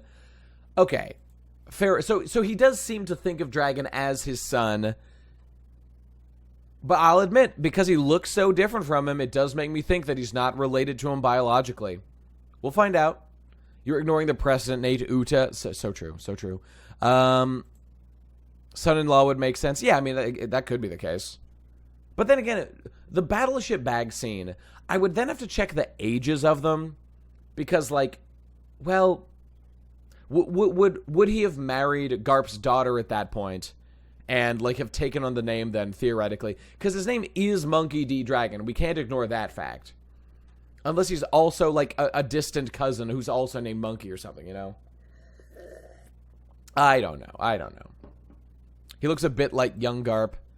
Maybe a little bit. And again, it's entirely possible he just like looks a bit different but is his son. I don't know. But maybe not. You never know with this fucking Oda guy. Like, if this guy's willing to pull a Nika on us, okay, which he is, then any retcon is possible. Alright, so. Shocker, they need money. What are you, the fucking founder of Wikipedia? They need money. They've got a weird-looking ship. Oh, it's like a dragon flying? Or is it a sword with spikes on it? I don't know.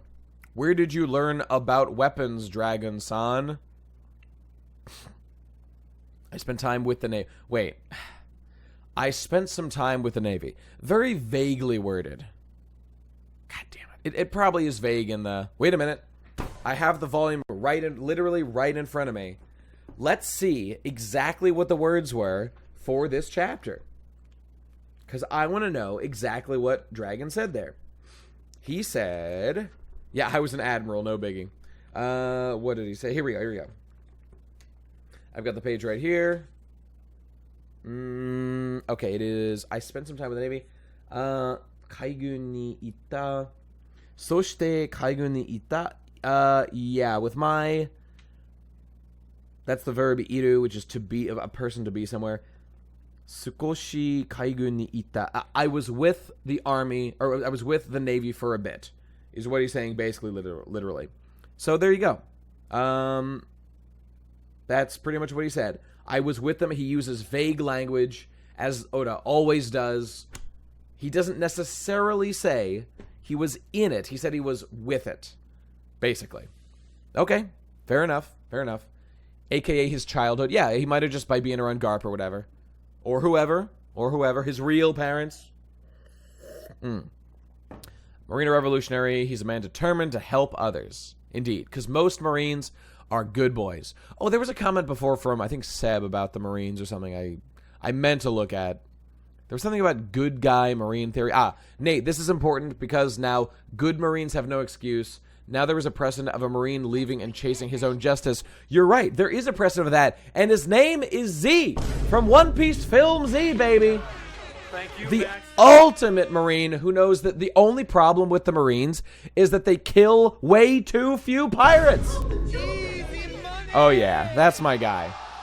That's our man right there. Film Z bros have never stopped winning, okay? Since our purple-haired god came on the scene. What's up, Reich? 8 months? Thanks, buddy. Thank you, Baxter. Just got here. Glad to see you're back. Hope the trip was fun. It was very fun. I'll talk more about it another time, I'm sure. The best One Piece character is non-canon. Z is pretty great. I do really love him. In like the stuff he actually does in the movie is like not that interesting or riveting or cool, and his fighting style is like boring as shit. He's just like a hockey punch man.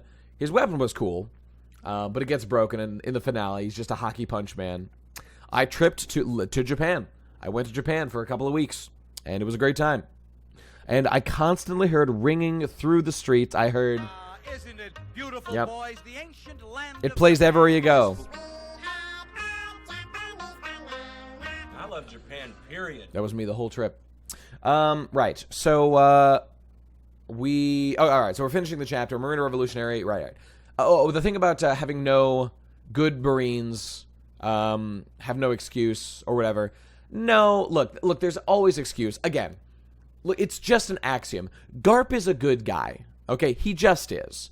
He's obviously coded that way. You are not supposed to analyze, like, the deep moral fucking implications of Garp's character. This story's for children.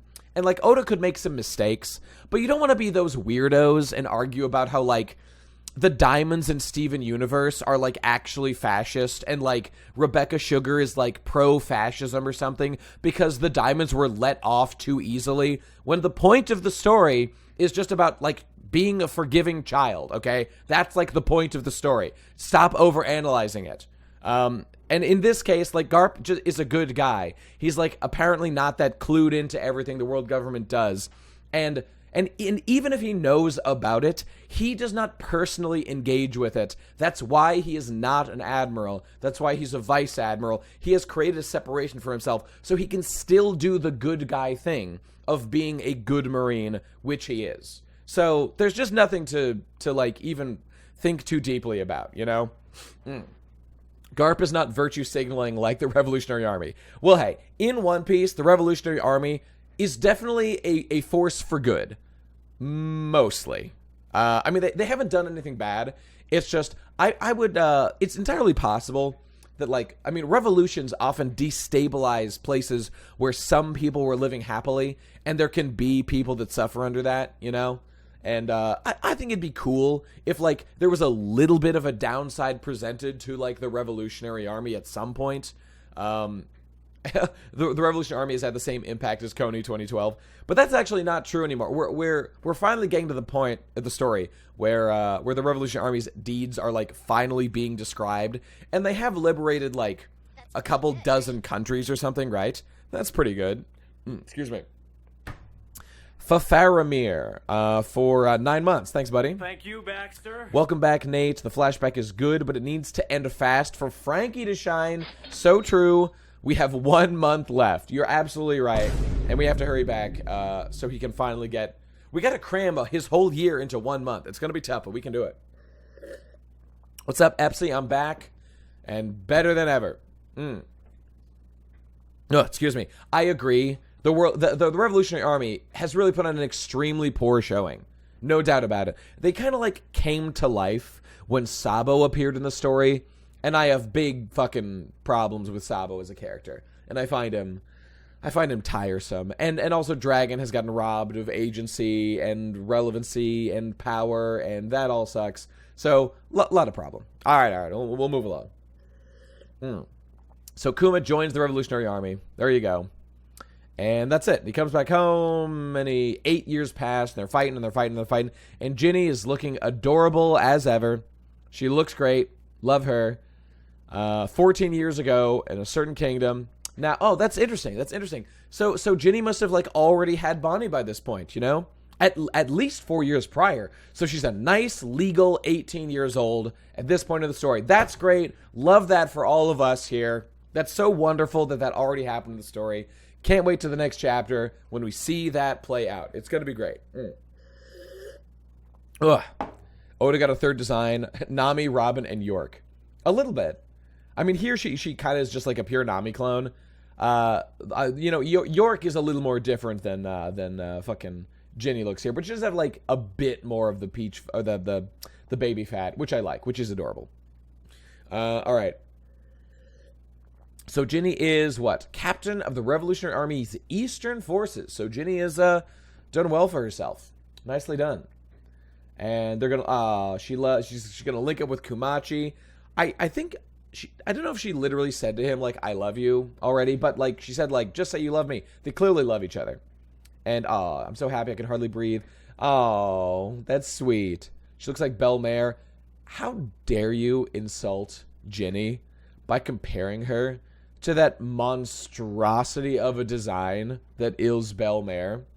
Like, sure, she's just a Nami body, but that hair has been unforgivable since day one. All right, utterly unforgivable.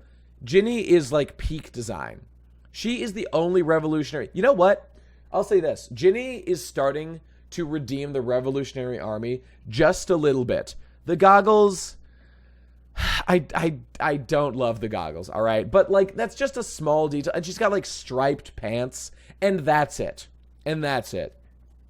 Belmare hair was terrible, yes. I'm going to pull it up for you, because it's easy to forget how hideous Belmare's hair was. You really need to see it to appreciate it. All right, Belmare, manga. Do not give her a top hat. I will fucking riot. Okay, here we go. Oh, God. I got to show you the angles on Belmare's hair. Jesus Christ. It's so ugly. What was he cooking? And we're... Okay, here we go. Don't get me wrong. Belle Mare is a great character, okay? Yeah, fucking live action, whatever. All right. What is going on here? What in God's name is the... She's got, like, the fucking... I don't know, what do you... Like, the bangs or whatever. It's like pinched at multiple places along here. Side shape with just, like, a mohawk thing that goes into a ponytail at the back. And these fucking hair dealies. What is going on with the fucking sideburns? All right? Yeah, like most normal feminist haircut, right? and you can really see the hair dealies from right here, right? It's like, what the fuck is this shit, man? I mean, it makes her unique. That's definitely true. I thought about Belle Mare more than other characters due to her weird hairstyle, but also she's just like a really good character, and I like her a lot. Oh, she's just Jewish. Oh, you know what? Oh, guys, I'm in trouble now. I'm anti-Semitic. I was talking way too much shit, and now I will pay the piper. It's just like the worst hair design I've ever seen in my life. It's so fucking hideous. And Ginny looks fantastic by comparison. You know what? Her design it's a little too over-designed for me still. Okay, she can wear the headphones. She's like a hacker chick, whatever. That's fine. Don't like the goggles. Get them out of here. Even the pants are going up. They're a little too much going on for my taste. But you know what? It's fine. They're like making Ginny a little too sabo-coated, that's shorthand for just bad design. Don't ever do that under any circumstance. And she's got a bone in her mouth. Mine. My bone. Haha. Sex. Yes, excellent. Oh, I love her. No. She's for Kuma. She's adorable. So here's Bonnie. Really just filling out that t-shirt, just really, just heavy, laying heavy in that t-shirt, if you know what I'm saying. And Kuma, that lucky dog, he's won the heart of the lady we all admire. You creeps admire me, gross, haha, shut the fuck up. Dragon, Ginny's been captured. Wait, hang on.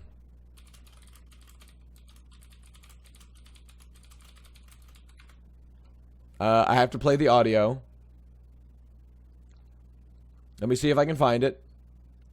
Is this the one? Jesus. Please. Just play the meme audio, please. Oh my god, what is this? Here we go. It was at this moment that he knew. He fucked up. Alright, that's what I was trying to play. Okay. Alright, so Ginny's been captured. Okay. That's fine. Because obviously the full resources of the Revolutionary Army, and as we know, those resources are vast. They have such manpower, such capital on hand. They are truly going to put it all into saving Ginny. It just makes sense. She's the Eastern Division commander. What else can you do but save her, all right? All right, hang on. I had a thing I need to pull up for this. Yeah, I don't need it now, but I want to pull it up so I don't have to look it up in a minute. Oh, my fucking throat, Jesus. All right, hang on. Oh, there it is. And do I have another one?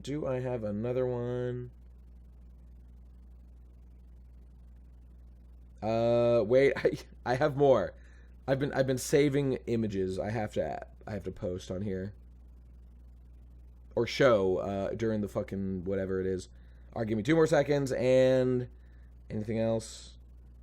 I think that's it.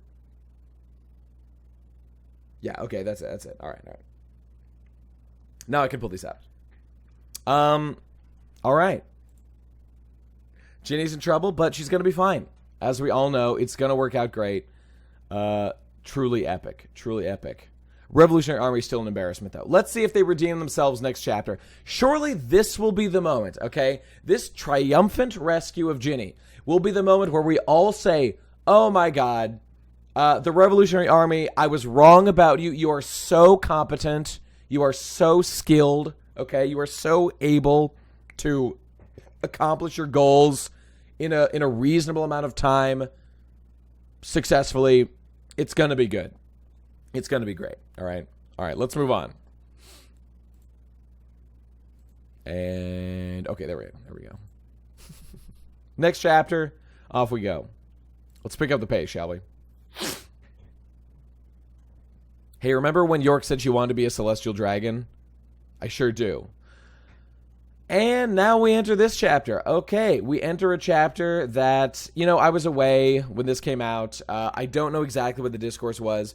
I did see, I saw some of the discourse. I saw a disturbing level of acceptance of something we see in this very chapter, okay? And not just the cuckoldry. Let's address that right now. Chapter 1098, The Birth of Bonnie. Brook Bros, it's all coming together.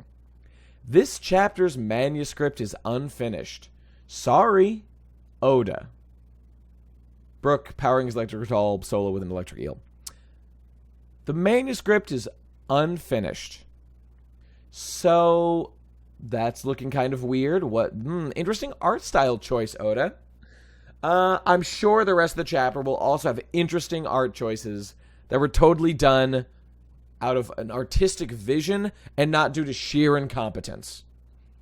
So I look forward to that. All right, we'll come back to that. All right, sounds good. The One Piece anime's 25th anniversary celebration banquet was hosted as Ryogoku Kokugikan Arena recently. I had a lot of fun stuff for myself, but it's time to get back to work. Oda's like, yeah, I took some vacations. I didn't really work very hard. Haha. Sorry. Well, this looks like shit.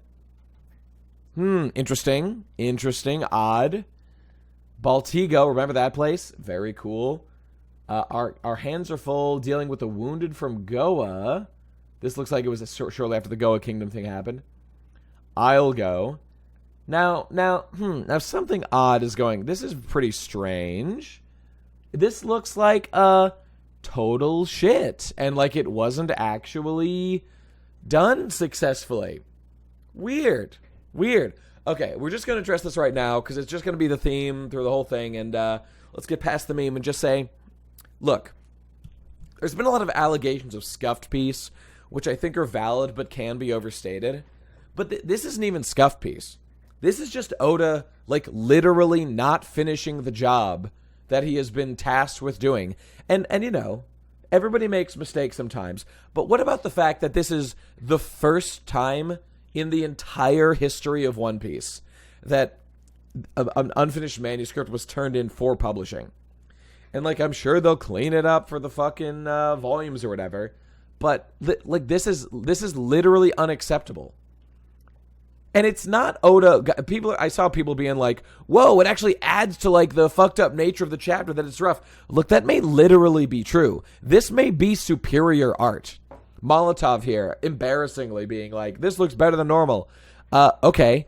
Look, none of that matters because Oda personally is saying, I fucked up. Please forgive me. It is not Oda's vision. This is a fucked up, incomplete version, so don't even give him credit for it. Why would you give him credit for it? He's apologizing for it. That's a weird thing to do. So don't do that. Nate, all the people defending Oda were kids who don't understand what reputation and professionalism are. Yeah. This now has reached a point of basic professionalism. And it's not that Oda can't do this once, and it's, like, unacceptable. Like, Togashi's done worse, and Hunter x Hunter's still good for them. I mean, it's going nowhere, so, like, it's dead, but it was good at the time. But, like, yeah, like, professionals have standards. To quote my favorite murder man, Sniper, from TF2. It's just, again, you can make a mistake, bad things can happen, but the trend, it's about the trend. Why did this happen? And I mean, for that matter, why didn't Oda just say, guys, I need another week to finish? I am so down for Oda just becoming like a bi-weekly series now. Just make One Piece bi-weekly. It's close enough already. Make it official. I don't care. I will wait. I'm in no rush. I have no problem with that. I just want the manga to be as good as possible. That is what I want. I don't care about the anime.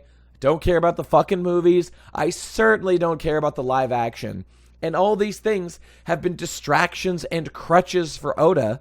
And again, we've been talking about Scuff Piece for a long time. It kind of feels like it's metastasized. And now, like, there's just another worse step. Another bad thing is shown. And people are, like, being very forgiving of it. And I'm like, Oda literally isn't. Why would I be? Oda is a professional with standards for himself. I'm just going to do the same thing as him. Okay, but anyway, I mean, that's pretty much it. It looks like shit. It's unfinished. Like, does the texture look kind of cool sometimes? Sure. But, like, that doesn't even matter. It's not what Oda wanted it to be. Excuse me. Sorry about my fucking throat. Guys, no. You don't understand, actually, guys.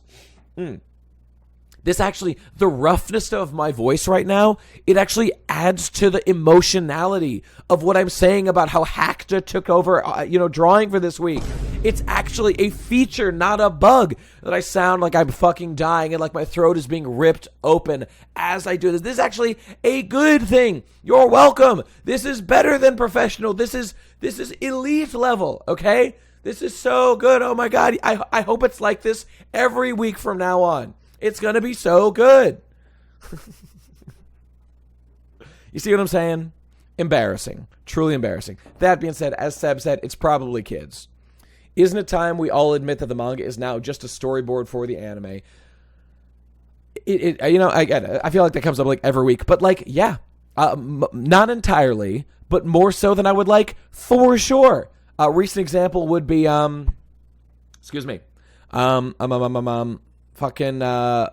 end of Wano had like extra content about like sort of Zoro like visiting people. He didn't visit Ryuma's grave, I heard, but like sounds like more things were kind of fleshed out at the end of Wano, which probably because like the end of Wano was so abrupt the way they left. Again, like in the manga, obviously don't watch the anime, but that's what I've been told, and I believe it. Sounds like people are, being truthful about it. Yeah, Carrot got to say goodbye, which all that did was just clarify the situation. That was a good thing to do. That is a useful addition to the narrative. And, like, if you've got, an extra fucking 3 minutes of animation, yeah, commit it to that, He ignored Hiyori's advances. I mean, I don't really care about that personally, but, like, I guess that, like, saying goodbye is fine. You put a final bow on, like, the relationships that have been established throughout the arc. That's how you do it, obviously. And someone said something I wanted to respond to. What was it? Sad backstory. No. Morge. Morge said he put more work into shading here because Oda typically does that for scenes involving Kuma. More work into shading here. I mean, what does this guy fucking study every panel of Kuma? I don't know if I even understand the point there well enough to respond to it. So I'm just going to say, don't care. Moving on. She will be an Elbaf, mark my words. Yeah. Well, she's going to march Zoe there. No doubt about it. More just fine. Maybe his point made sense and I just didn't understand. That's fine. I don't care. All right. So Kuma's here. I'll go save my girl. And Kuma's now wearing glasses. So we can see his eyes, but he also has glasses on that he wears sometimes because he's in like his like late 20s or 30s now, I think. And his eyes sometimes do the whole white thing. So his eyes have been white like the whole time we've seen him. Why is that? Is it because he wears glasses and as an older guy? I guess we'll find out. He got that eye surgery just like Oda. Who is Kuma? I just got here. Good question. Glad you're following along. Okay. So Ginny's been captured. So by the way, this is good emotion. This is actually really good-looking stuff. And Kuma is cool. And I like this whole backstory. Even if it is, like, very, like fucking cry bait, sob story. Like, oh my god, this is the saddest backstory ever. This makes, like, Robin's backstory look like fucking nothing. But, okay, we'll get there. The live cast scene is happening soon. We'll get there. So Kuma is going to save her. Alone. Because they, like, can't go. They already have their hands full with stuff. And they're like, fuck Ginny, don't care. Ginny's been captured. Yes, sir. It seems she caught the eye of a celestial dragon. Interesting. Like he likes her goggles? He likes her smile? Likes her outfit? Fun. Okay. Sounds good. They took her on a government ship because the celestial dragon wanted to make her his bride. Oh, isn't that nice? She's gonna be a, what do you call it? What do they call, like, the old timey term for, like, when people get married? It's a, God, I can't remember. No. It's like a compliment. It's like I'm doing a meme here. No, God damn it. It's like she's gonna be, when people get married and they love each other, they say, it's not like, it's like, God damn it. It's not the specific term about what the people are. It's like, I'm gonna marry this woman and make her something. Like I'm gonna make her bona fide, or I'm gonna something this woman. Slam pig. That might be it. I can't remember. God damn it. No, it's not a noun. It's an adjective, you fools. An adjective. My bitch. That's probably it. All right. Well, we'll worry about it later. Ugh. God. All right. God, I'm stuck on this word now. I'm hung up. Wait, give me 2 seconds. Give me 2 seconds here.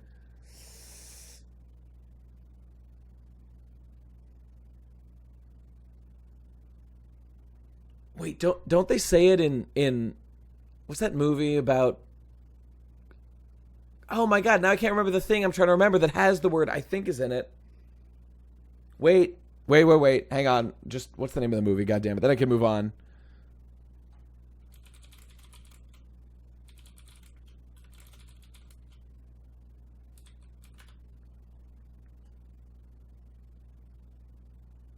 Jesus Christ. What's the movie with Scarlett O'Hara? That's her name, right?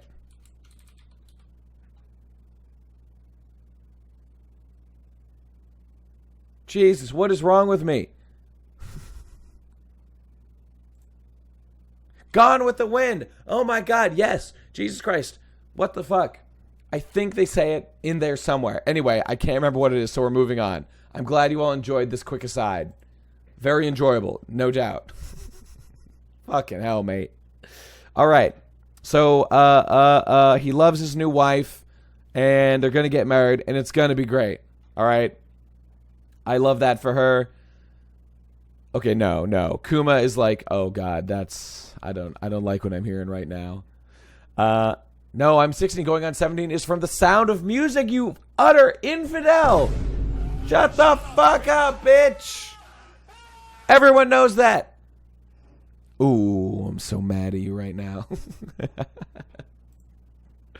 What were we talking about? We were talking about how Kuma does not like what he's hearing right now. I'm talking about the sound of music, all right? So Kuma's not thrilled. All right, I'm getting back on track here. Forgive me, everyone. I was very, very distracted for a minute there. Don't like what he's hearing, okay? About this silly old celestial dragon wants to marry his wife, who's not actually his wife, because he told her no. Ooh, I bet he's thinking like, you know what? If I'd like married this girl and like had her with me, I could have like protected her. And I think she actually like kind of wanted to do that. And if I actually think about it, I think she like specifically asked me to do that at one point. And it's like kind of crazy that I said no to that and like didn't do that. Cause like even if I didn't marry her, I could have like been around her, I guess. Cause like I obviously do love her a lot. Cause like we grew up together and we were slaves together and we had so many fun memories like that, you know? But it doesn't look like that's happening right now. It looks like things are going in a rather negative direction. Very unfortunate. Don't like where this is going. Let's continue. So we won. 3 years of struggling. Wait, 3 years. Okay, that might not be... Okay, right. Elsewhere, there was a battle. They were doing revolutions. Okay, that's fine. The anime took us by surprise. The Revolutionary Army, they're doing stuff. Okay, good job, everybody. Again, nice fucking sketchy art.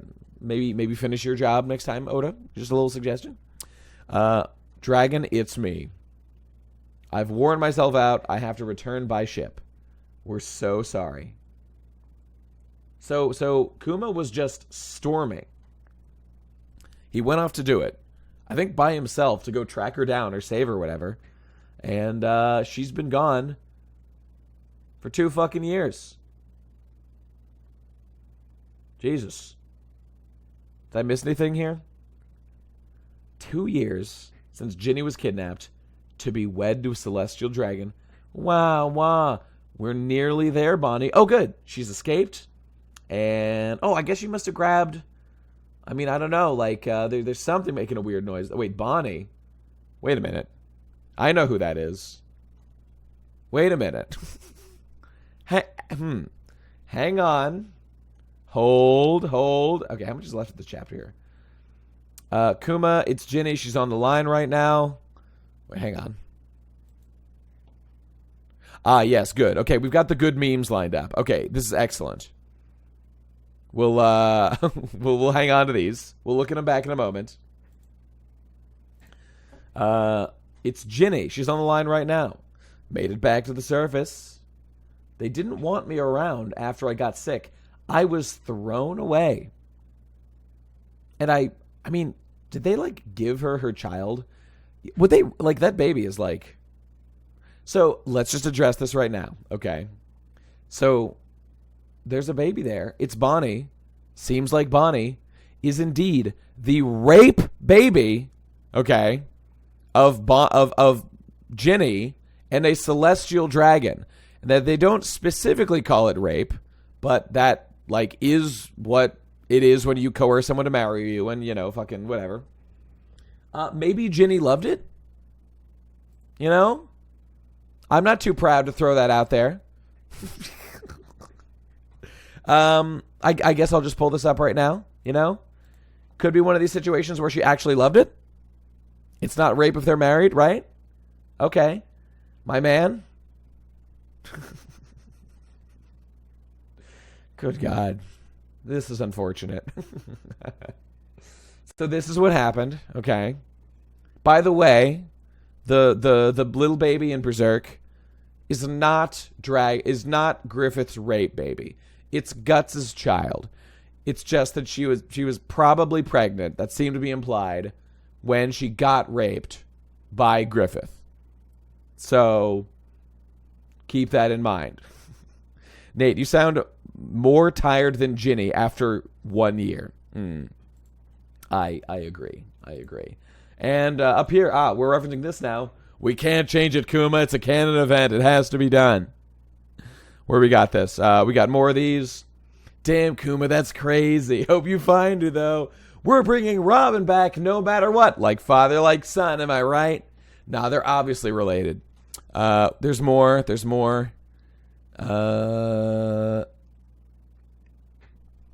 Okay, well, this one. Okay, I had this one pulled up, but it was linked right below. Right, where the fuck did it go? Oh, King of Lightning. Yeah, thanks, buddy. Oh, yeah, this is the one. Okay, so remember this legendary event where Luffy was acting just like Dragon, okay? Eva's like, don't be a fool, Luffy. Yeah, Marineford's happening. You're gonna die. Do you realize how strong Whitebeard, the Yonko, the Admirals, the Vice Admirals, the 7 Warlords, any of them could kill you with ease? Yeah, I guess it'd be a good point. Ace is probably a lost cause now. Might as well cut our losses. This feeling, I've experienced it before. The same thing I felt with Dragon. So true. So true. And real. All right, what else we got? Bonnie saves her dad from being killed. It all makes sense. Chapter 1. Oda knew. Oda knew all along. So that's an unfortunate development. And we're going to get to, like, the speech. Garp is so proud of his defector boy. So, like, you want to be like, oh, the Revolutionary Army is, like, so good. Even though, like, I don't know. Like, I'd appreciate, like, a little complexity about them, you know? Like, there can be some downside to it. But, okay, they're kind of just, like, the generic most good guys doing the most things to fight the Celestial Dragons. But then they're just, like, such total fuck-ups. They let such horrible things happen. And Dragon does, like, literally nothing to help. What the fuck, dude? Oh my God. He's such a fucking joke, Dragon. He's so shit at everything. Like, I know, like, again, Oda has totally punted. He has totally failed on Show Don't Tell when it comes to the Celestial Dragon. When it comes to the Revolutionary Army. Oda feels like saying, like, whoa, Dragon freed so many countries, like we give any shits about, like, the words written on a page, which is all it is, by the way, of, like, another revolution saved the poor people of this country, thanks to the revolution. Who no one cares about. No one. Not one person is moved or interested by that. Fucking boring. All right, I haven't read this, but let's read it right now. Okay, welcome everyone. I'm seeing a lot of new faces. Before we start, I want to clear some things out about the Revolutionary Army. So obviously we don't actually do any sort of dismantling or attacks against the Celestial Dragons. That would be not only illegal, but also highly illogical. But that doesn't mean we can't bring freedom in our own way. So true. Thank you, Dragon. Your wisdom is beyond words. No, fuck Dragon. He sucks. I'm all about my based and purple-pilled Zeto. All right, I'm all about Z. Zephyr is my man. Okay, the Marine who makes Akainu look like an amateur at murdering pirates. Okay, Zephyr is so good. He's so based. All right, my admiral. You Marines are way too lax on the killing pirates question. All right, what do we got here? Okay, so back to the story here. This part is quite good. Kuma, it's Ginny. All right, she's on. All right, she was thrown away when she got sick. Do you think Bonnie could be a Figarland? Okay, guys, Mustard. Is that you, Din, or is that Mustardin? Whatever. Look, somebody link me the SBS. So I can talk about this absolute dog shit fucking talking point people are saying about the Figarland comparison. Is it possible? Sure, it's possible. She really doesn't even look that much like one. She just looks like a guy with, like, some facial hair. Someone link me that shit so I can fucking laugh at you and say how stupid that theory is. She doesn't even look that much like him, god damn it. It's just like, got, like, a smirk on her face and some facial hair. For the love of God. You know who doesn't look like a Figarland too? Shanks. I mean, Shanks looks like the guy. Close enough. All right, Seb. All right, I think that's it, presumably. It's just my throat. I'm so sorry, everyone. All right, look at this. Look at this. Based on this, people are like, oh, male Bonnie. She's obviously a Figarland. What?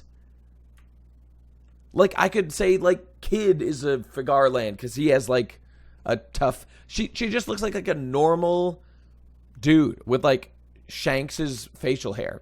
That's like 90% of why people are even saying this. Because of the facial hair. That's it. Pathetic. Anyway, Killer Queen is my queen. I love her the best. She's the hottest one. Actually, no, I'm not. I'm lying. A female Kid is the cutest and the hottest. And I like her. Although Piano Ki Apu is also cute. All right, moving on. Again, I don't know. Maybe she'll be a Figarland. It just doesn't fucking matter. Maybe. Who knows? Can we see the Love Maker again? The Love Maker. My man. And again, Law's cute, but whatever. Who cares? What is this shit about Kick.com? Why would I care? I have zero problem streaming on Twitch. Why would I move everything over there? It sounds like annoying. I guess it wouldn't be that much work, but whatever. Who cares? All right, ready for Scuff Piece? Oh, now we're getting into some advanced level Scuff Piece, baby. Oh, yeah. That's the good shit. All right. So, Luck, she's sick. Want to see everyone. This is our call goodbye. Now, what, like, this is not even, like, this isn't texturing work. It's just, what the fuck is this? This is just, like, literally not even, what even, literally what is going on in this panel? Someone explain to me what is going on in this panel. Oh, now it's her face. She's talking down. Okay. Now I see. It took me like a minute to process what was going on there. I do see the outline of the face, the mouth talking down. Okay. So what do we got here? Let's read the words. Really pressed for time, I guess that week. Stinky Tomato. Again, maybe you're being understanding, you're being courteous. I know things can happen sometimes. But this has never happened in 25 years of publication. for One Piece. Not one time has Oda ever turned in an unfinished manuscript. I really do not think we should let him off the hook with like, guess he didn't have time this week.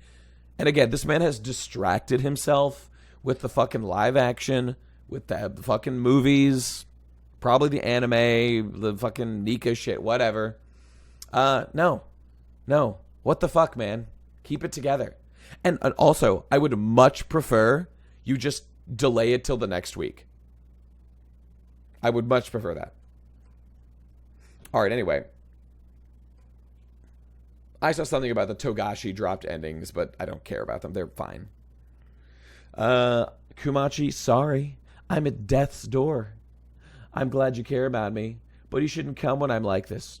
Dragon, big bro. Blah, blah, blah, blah. Please take care of Kumachi. He has a big heart. There's only one place she'd go now. All right. So he rushed off. Oh my God. He rushed off before she could say her last words. Jesus Christ. He didn't even listen. I mean, I know he's like trying to help her as soon as possible, but still. Kumachi, I just want you to know, I love you. Always have, always will. Oh, Jesus.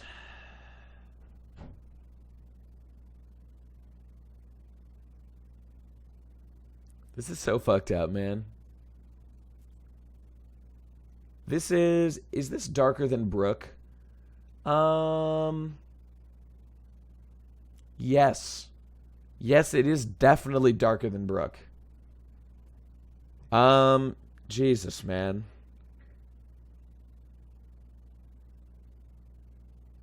Ugh. No, that was the wrong sound. Well, that was an appropriate sound for one thing. Which is just, ugh, God.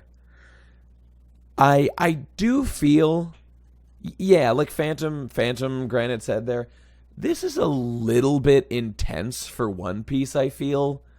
And I'm not sure it's actually like the best storyline to go with for like how insanely dark this is. You got like Kuma, like totally, I mean, okay, look, the man was cucked and like that's, you know, sad and that's too bad. But like that in no way sums up the issue. We got a fucking girl was like forcibly married against her will all the while. She loves Kuma. Like, again, this isn't like just normal, a guy got cucked, how funny. He's like, he loves her. Due to his fucking DNA bloodline, he like feels he can't be with her. So she gets like captured by somebody else. Again, this has never happened to like anyone else in the whole story, by the way. Some fucking other person is like captured because they're beautiful and they want to fucking marry him or whatever, breed him. So they capture her. And she gets fucking bred. And then they throw her out like trash because she gets sick. What the fuck, dude? I mean, they could have just killed her. I guess that's like a little silver lining, but like, does this shit catch? And also, I was thinking, why did they let her take her child? There's no way that she could have gotten away with that kid if they didn't want her to. Why would they let her take the baby? That baby is one of them. Unless they have like a real, like, you're only a whatever thing. You're only a Tenryubito if you are fully descendant, which is possible. All right, well, we do have some of this stuff. I'm just saying this has never actually happened to a character we've seen. Oh, well, no, okay, maybe it did happen. No, you're right. It did happen with this girl. You're right. That has happened before with miscellaneous characters when the Tenryubito are around. Okay, that's a fair point. I was wrong and you were right. I'll take her as my wife. Then we will begin the steps to welcome her to the sacred land as wife number 13. Wives 1 through 5, return them to the rabble. So they do actually return them when they get bored with them. You know what? That's actually a very useful panel. Thank you for linking this. We have seen this kind of exact thing happen before. And I guess they're like, well, we return him eventually anyway. This one just got sick, so I guess we throw her out. No, not true. Bonnie didn't... Wait, did Bonnie have the sickness as a child? Oh, no, you're probably right. Shit. I guess I should just read further in the chapter and then I'll see. I'm just going to skip ahead. No, Bonnie doesn't have it. Not yet. Yeah, she doesn't have it yet, but like maybe maybe they just suspect that she's infected, which she literally is, and they would know that because they're smart and stuff. Ugh. Thanks, Goda. Now I understand that monarchy is the way. I want to be just like Kuma. You could have a parliamentary monarchy. Those are okay. I mean, I don't think it's genetic, but it's, I don't know, it's a dormant disease, I guess she had inside her. Anyway, you know what? Whatever. I don't know if it's like this storyline is inappropriate for One Piece. I don't know about that. I just was shocked that it got this dark. Like the fact that Kuma is like, he loves this woman, but he feels too guilty to be with her because of, or like too like fucked up about his own bloodline, which is already a deeply fucked up thing to think about yourself. Whether it's like right or wrong, I guess. I know there's people out there that probably have like genetic illnesses that like feel that they shouldn't reproduce because they get like passed along stuff, which is fair enough, I guess. Like that's obviously pretty fucked up, but I don't know. And then this fucking girl gets captured and just like has the child that they would have had together. I mean, not like literally the same one, but like has a child they could have had with like the fucking guy that captured her and forced her to marry him and, you know, basically raped her and stuff. And then again, she just gets sick and thrown out like trash and like it dies immediately. Jesus Christ. Ugh. And, okay, we got another meme over here. Let's just look at this. I'm fat, ugly as sin, old bastard. I'm a cute young girl. Let's have sex now as you make disgusted faces. This is worst peak fiction. Every day I pray for death. Yeah, sounds about right. The Metamorphosis chapter of One Piece. Truly. Very true. Kukchi was beaten in a dungeon instead of being raised after he literally killed his mother. That's pretty dark, too. What do you mean literally killed his mother? He didn't really kill his mom. Wasn't it like the food was just like not great or something? He didn't kill his fucking mom. All right. What do we got here? The Big Mom thing, I believe he might have believed he killed her, but whatever. Oh, here we go. This should be Dragon. Okay, I guess it's fine. Thank you, Kuma, for turning yourself into a massive cuck for our sake. Thank you, Kuma. Jesus Christ. I'm sure as Sanji got older, he realized he didn't kill his mom. But would it have been dark for a kid? Sure. Jesus Christ. I'm sorry. I'm just processing this again. Oh, there's Ginny. And we really did speed run this backstory, but that's fine. This is like, I mean, it's Kuma and Bonnie together's backstory. Hey, Nate, do you remember a handful of chapters ago when Bonnie powered up and looked like a buccaneer? Was that a red herring? No, it wasn't a red herring. I do think people are reading a little bit too much into it. But, you know, she did kind of look like she had, like Kuma's body type. So, yeah, I mean, that could be intentional. That's fine. This could be an interesting anime episode. Fair. And I was going to say, Big Mom's backstory was also very tragic.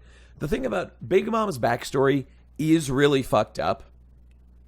And I thought Big Mom's backstory about devouring her friends and family, basically, was like the perfect mixture of, like, you want to do, like, a dark, fucked up little sort of thing in the story, explain where she got her powers, and all that good stuff, but you don't want to, like, spell it out too graphically. I thought that was, like, the perfect balance with Big Mom. Loved it so much. And it was shocking, yeah. Didn't see that one coming. It was so good. This one is a bit more over the top, I feel. But you know what? That's not like a real criticism. It's fine. It's fine. All right, so we'll move along now, shall we? Let's continue. So I'm so happy. What could have done this to her? So Kuma flew to her. It happened when she was exposed to light. So Kuma, okay, what's going on here? So Kuma is in the church next to the phone. I guess he found her next to the phone. Her skin hardened like stone. There she is. Is this her on the ship? I'm just curious. So this must be Ginny found on the ship next to her thing she was speaking into, right? And she died. She turned blue and died. And then these are like, I guess he picked up her body and brought it back with him to the church or something. Okay, whatever, that's fine. Wouldn't it make you happy?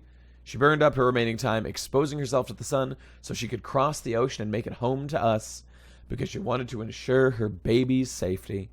There's the baby. Wah, wah. You can rest now, Ginny. I'll raise her well. By the way, there's a cross here with what looks like a sun inside of it. I do feel like Nika is Jesus. In this world, it appears to be more literal all the time. Yeah, that does not feel like an accident. I think this is the first time we've seen like a direct cross sun combination. Am I crying? I'm not crying. Now it might sound like it. My voice is truly fucked up. I am not close to tears at this moment, but this story was somewhat touching. Nika is better than Jesus. Didn't die on a cross like an idiot. Yeah, good point. And there's the one. Oh man, that's a good one. It's a good panel. If only it was drawn completely. You know, that'd be good. Oh god, I need to get more water. Hang on, I need to get more water. Pause.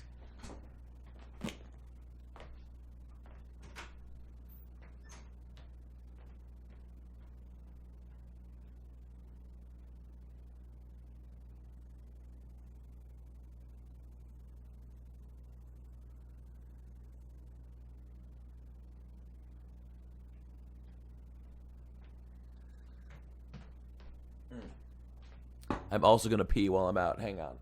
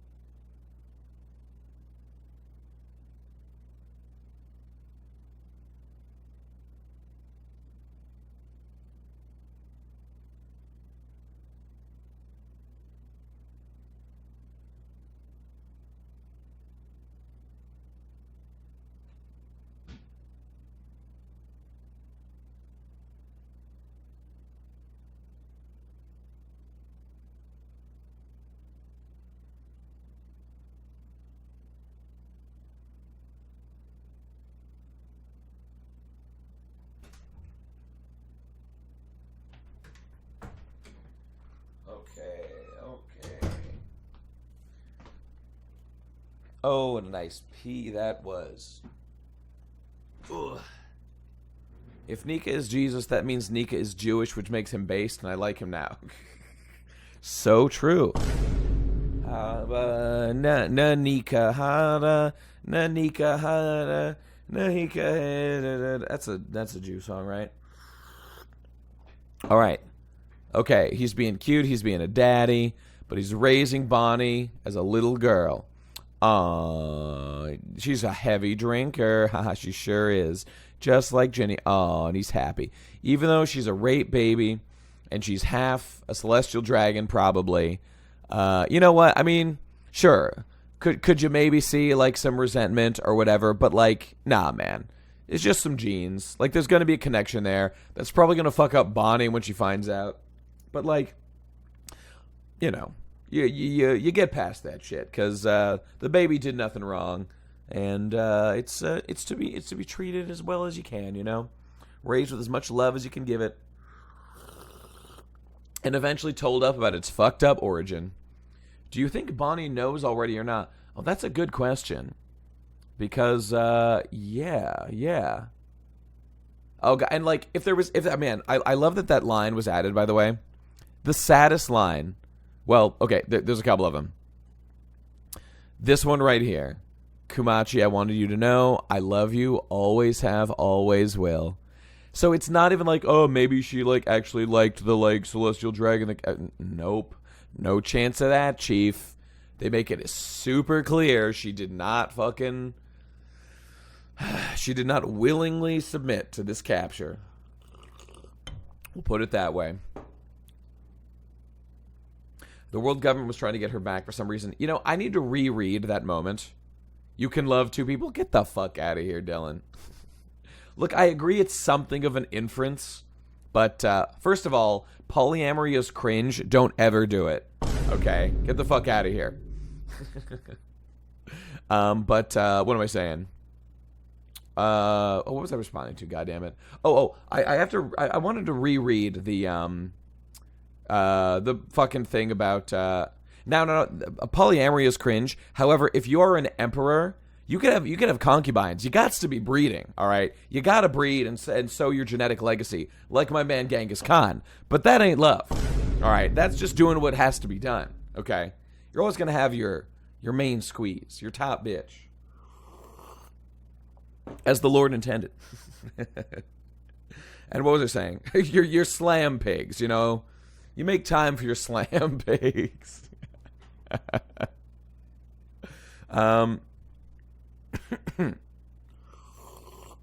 God damn. What was I saying? I was saying, I want to see the scene where Bonnie was talking to Akainu, right before the time skip happened with the supernovas. First of all, how did Bonnie get out of that, you know? What's going on there? But anyway, what am I saying? That's what Ginny was, a slam pig. I mean, to them, yeah. I mean, I think I'm going to stop using that word because I don't want to call Ginny that because she doesn't deserve that. But she was just like a concubine that was taken by them because they fucking could, you know? Now, aggressive breeder Big Mom is the flip side of that, where she takes what she wants. I was just going to say about the scene where Bonnie was with Akainu, and they're like, oh, the government wants you. I bet that there's not that much more to that than we already know, involving probably some, like, Vegapunk stuff, and, it's not that, like, oh, we need you, because, like, we know that you're the child of a celestial dragon, and blah, blah, blah, and, I mean, they might know some of that stuff. I doubt that they're, like, trying to get her back, because they let her go in the first place. So why would they want her back now? I mean, maybe now that she's older or whatever, they, like, have changed their mind, but I don't know. That wouldn't make a ton of sense. I actually don't really understand why they let her go, unless they don't care about the kids they have with any of their slam pigs. I'll use the term. Who cow? What is a who cow? Is that a new one on UrbanDictionary.com or something? Maybe she saw something. Same reason they want. Well, no, I mean, Doflamingo is just a literal celestial dragon who was born that way, who just, you know, his dad kicked him out. And again, he was young, so he probably didn't know, like, that much, but it was implied that he has some secrets of being a celestial dragon, right? But Bonnie wouldn't have any of that, because she was just, like, a baby. Like, she was, like, 1 year old, I guess, something like that, right? Okay, anyway. Moving on. Bonnie's growing up. Daddy. He loves her.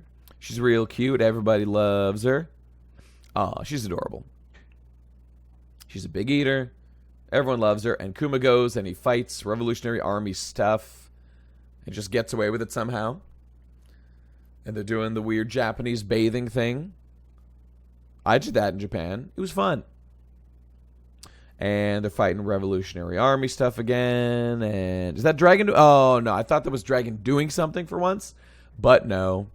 And then Kuma with Bonnie in a cage, which looks fucked up, but it was specifically mentioned up here by the grannies. Like, make sure you sleep with her in a cage so you don't hurt her with your giant weird body. By the way, I have to bring this up now. So there's been stuff now said about, like, well, Kuma's got a big weird body. Like, that's always, that needs an explanation because he's so big and weird. And like, yeah, Buccaneers, you know, that's the, okay, stop. This is One Piece. So many people have weird fucked up bodies. Does Rolling Logan have an explanation for his weird fucked up body? Look at this. I need to know. Yeah, Moria. What the fuck is Moria? Seriously, I need to know. Does it say how tall this guy is? I need an explanation. Okay. The man, the myth, the legend. Okay. Rolling Logan. The man with the most impressive neck in all of One Piece. Is this guy a fucking whatever? Fucking, God, what are they called? You know, the thing.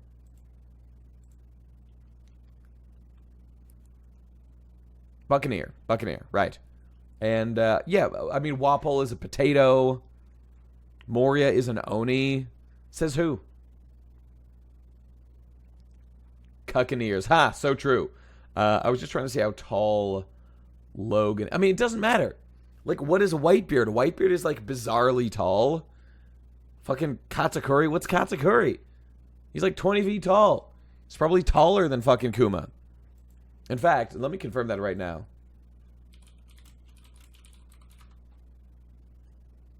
Kuma is 22 feet, 7 inches. Katakuri is 16 feet, 8.5 inches. Okay. Well, still though. I really do. Okay, let me check Gecko. Yeah, what is Gecko Moria? Why is he so tall? What is Kaido? Well, I guess Kaido is something else, right? He's clearly got, like, horns and stuff. Katakuri is a manlet, a mere 16 feet tall. I think Moria is, like, 1 inch shorter. Hang on. Moria is, let's see. I mean, Chinjiao. Oh, yeah. I mean, Chinjiao, I think, is just like a dude with a weird head. Moria is 22 feet, 8 inches. He is taller than Kuma. Kuma is a manlet, okay? Kuma is an absolute manlet. He is a baby. Chad Moria absolutely dominates Kuma and his low-born, filthy Buccaneer blood, okay? Disgusting. And a half-breed. Big Mom, let's see how tall Big Mom is. I don't think she's like that tall. She's probably like maybe she's like 20 feet tall. I don't know. Big Mom is what the fuck? Big Mom is 28 feet tall, 10 inches. Well, what the fuck, man? She's taller than Kuma. She's much bigger. So what's the explanation for her? What's her special gene? Literally nothing. They just say, like, wow, she's weird. She's, like, very strong and powerful. Yeah, here we are. I mean, look, Kuma's always been, like, notably huge. There's just, like, many characters that are notably huge. Big Mom is big for no reason. It's just my voice. My voice is fucked, yeah. Isn't Big Mom half giant? No. We've seen Big Mom's parents. Hang on. Big Mom, parents. And to be fair, they did specifically say, like, how freakish it was that Big Mom was their kid. Here we go. That's her parents right there. Just like two random dudes. And she's just a total freak. Oda logic is that Big Mom is spiritually a giant. Yeah, that must have been a rough birth, no doubt. Inherited will and shit. And Big Mom does, like, fight like a giant. I don't know. Am I crazy here? I just feel like all this hemming and hawing about, like, Buccaneers and stuff. Like, I stopped asking if Kuma was like not human many years ago, and now there's like importance being placed on it, and I'm like, well, shit. I mean, I guess that's fine, but why are we spending so much? Like, I don't know. This doesn't need to be explained. Big Mom was just a big human. It's fine. All right. Anyway, excuse me. Yeah, I mean, there's probably more to Buccaneers. We're gonna find out. They might just be like a clan of dudes that are big or something. I don't know.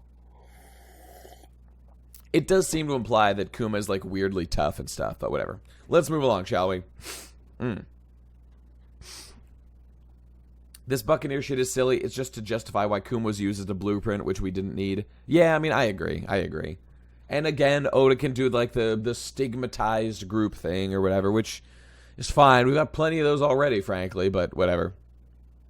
What in the world do you do? Okay, all right. So, Sabo confirmed. We're so based. Okay, so Kuma's boarding up the thing. And here is adorable Bonnie. She's got her little sapphire gems. Blue stones are growing on his face. So she's going to die very soon, just like Ginny. And it is notably growing in the exact spot where she will later have her piercing. Does this mean something? I don't know. Maybe she's going to lose it later, and she's going to miss it. So she will install some facial fucking piercings. So she'll be a cool individual. All right, and it's not white lead. It's fucking sapphire, whatever. And so here comes Kuma saying he's quitting the Revolutionary Army. Right? Was Buccaneers on that list of races back in Shabandi? No, it was not. And that might be one that theoretically could have been on, like... Big Mom had a thing where she said, like, she's missing, like, 3 races. Buccaneers could be one. I don't know. All right, so he's quitting the Revolutionary Army to stay with fucking Bonnie. And now that they're consulting Dragon, their problems will surely be solved now. Surely, Dragon will figure out everything. Oda just had to explain why she's called Jewelry Bonnie. He sure did definitely need to do that. Yeah, I mean, it's one of those things. It's fine. It's not a huge problem. I roll my eyes a bit, and the people will cry chapter 1, and I say, whatever. I'm very tired of it. I'm not impressed by it, but it's fine. Okay.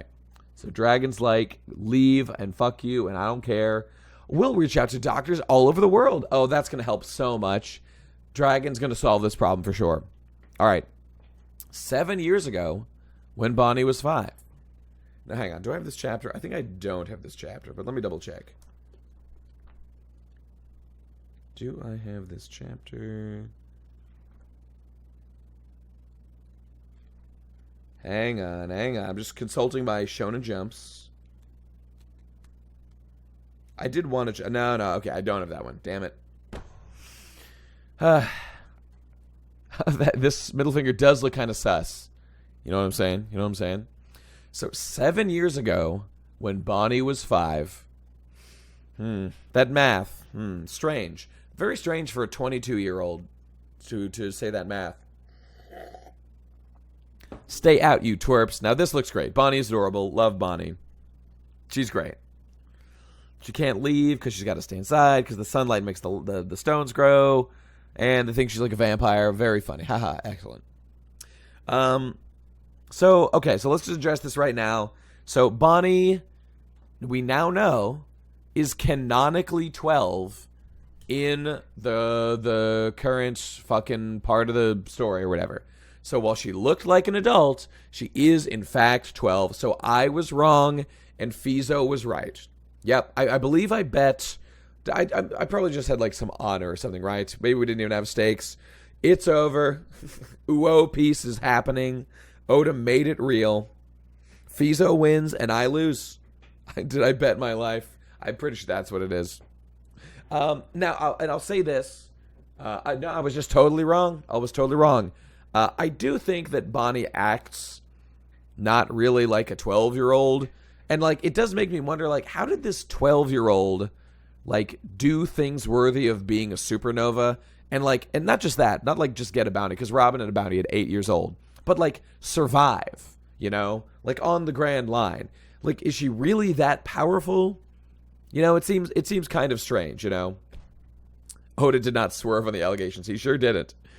She's definitely the strongest 12-year-old that I know of. And I was going to say... something. I shouldn't have been so certain about that, because looking back at it, the fact that Oda, he gave the list of ages of the supernovas long ago, the fact that he put that asterisk next to Bonnie's age, sure, it didn't necessarily confirm that it was going to be something else, but it did basically... Well, it very likely, the fact that there was an asterisk next to her, 22 years old, and he's like, due to her power, there's no way to know. That likely meant that something was going to be done with it. And now that we knew that she called Kuma her dad, she's obviously not, like, very old. Going younger does make sense. And so, you know, fair enough. That's how it is. Actually, guys, don't forget, Bonnie would have been 10 years old before the time skip, because there was a 2-year time skip. Do not forget about that. So Bonnie when she showed up, Bonnie was 10 years old. So think about that. And I gotta say, I do kind of think that sounds like bullshit. You know? I don't know. It's just her personality now. It doesn't seem like it, like, fits. Like, her... I guess not a personality, but, like, the fact that she has survived this long. Like, being a supernova is no joke. It is no joke. You have to be very competent. And, I don't know. She doesn't really seem, like, that competent yet. Jewelry lolly. Ha! Well said. All right. Well, anyway, so that's it. I lost. Fizo won. Fair enough. Look at Kid, how competent he was. Kid was extremely competent. Get out of here, you. Valuable only because she is a tool to control Kuma. Yeah, that's kind of my thinking as well. But there could be a bit more to it, perhaps. They might do something with the Celestial Dragon parent thing. Maybe. Man, Oda really went there. Let's just now reflect for a moment that one of the supernovas, Jewelry Bonnie, who has been in the story for a good long time now, hasn't done much until now, but here she is. She just is half Celestial Dragon due to fucking, you know, her mom getting, like, fucking raped and stuff. That's crazy. That's so wild, man. I don't know. It just washes over me. What a bizarre thing it is that, like, this is the backstory. All right. Well, let's move on, shall we? What's worse, being into a 1,000-year-old lolly who looks 12, or being into a 12-year-old that looks 20? I mean, both have their challenges, but, like, if you look at a child and you're, like, sexually aroused by the appearance of them, I mean, again, with anime, this is all abstracted and not, like, direct, but, like, I would say it is more problematic to look upon an image that looks like a child and feel a response to that, you know, and feel a certain enticement to that. To me, that sounds like the problem. And by the way, since I am the moral authority of One Piece, I would like to give a blanket pardon to all those poor souls out there that did what had to be done to any salacious images of Bonnie that existed in the past. I give you a pass. I forgive you your sins. You are absolved. There was no way to know. It never came up at any time. We are all free of all guilt that now has ever been suffered. And now we're faced with a slightly more complex future for this character. Because I got to tell you, Oda's got to be thinking about this at least a little bit and being like, I sure have drawn this character sexy for, like, quite a while and really showed off her assets. Bonnie she is canonically 12. But she does have the body of an adult. No doubt about it. So how is he going to handle that going forward? It's going to make for some awkward conversations, I feel. We'll see. You're welcome. I absolve all of you. You're innocent of all charges, and I forgive you. God help us all. Yeah, I honestly, well, so Dizzy's a little different because she like she mentally aged up to as much as she could, right? What do we got here? Oda approved this. Oh dear. Oh dearie dear. What is all of this? I think frankly for this character design now and going forward, you just got to give everybody a pass unless their motivation involves the fact that she's 12, you know? It's this, like, you know, you have like you draw your like big titty dragon waifu and you're like, she's 9 by the way. Haha, gotcha. But like that's not, she doesn't look, you know what I'm saying? Look, we're cleared of all charges, all right? I forgive everyone. I don't know what to make of this. It's pretty bizarre. Has there been a character like this in the past? In like anything? I don't know. I'm trying to think of one. I guess there well, I guess like Dizzy. I guess Dizzy would be the example.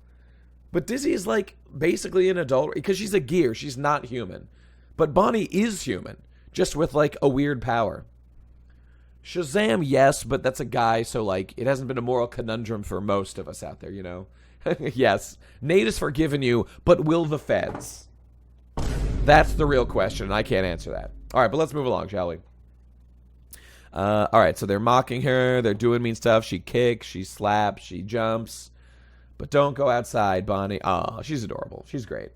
I'm really liking Bonnie's stuff, and I thought all her stuff was good with Kuma, you know, during Egghead up to this point. And this is a really good flashback, you know, for the most part. Now that I've kind of made peace with the big things that have happened, I pretty much like all the content, even if I find it kind of shocking, you know. And you know, and and Kuma's connection to Bonnie is really adorable. Like, he never like hated her or resented her, you know, because of course he didn't. He's a good boy, obviously. But then again, for the record, I wouldn't like blame someone for having like morally complex feelings about like your dead, basically wife's rape baby. You're allowed to have morally complex feelings about that maybe make you a little uncomfortable, you know? Why? Well, I mean, she is half her father. So, I mean, again, morally complex feelings could arise from that, you know? It's understandable. But Kuma doesn't care about that. Again, this is One Piece. People just, like, don't care about genetics at all. Okay, so you got Jules. Again, this is cute. Again, I roll my eyes a bit, but, like, you mean your Jules? You got Jules on your face, because you're a cutie patootie.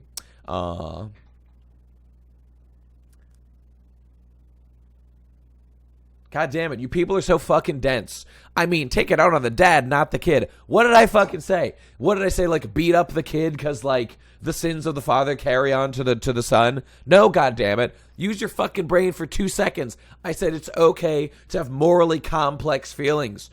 Jesus Christ, why is that hard to process? It obviously would be true, god damn it.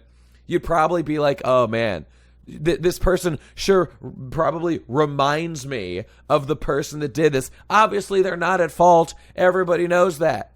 Oh, I gotta pull up the image now. Hang on.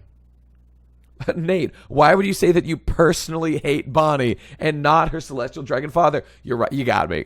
That is what I was trying to say. Forgive me. Let me see. This is the one. All right. This is me.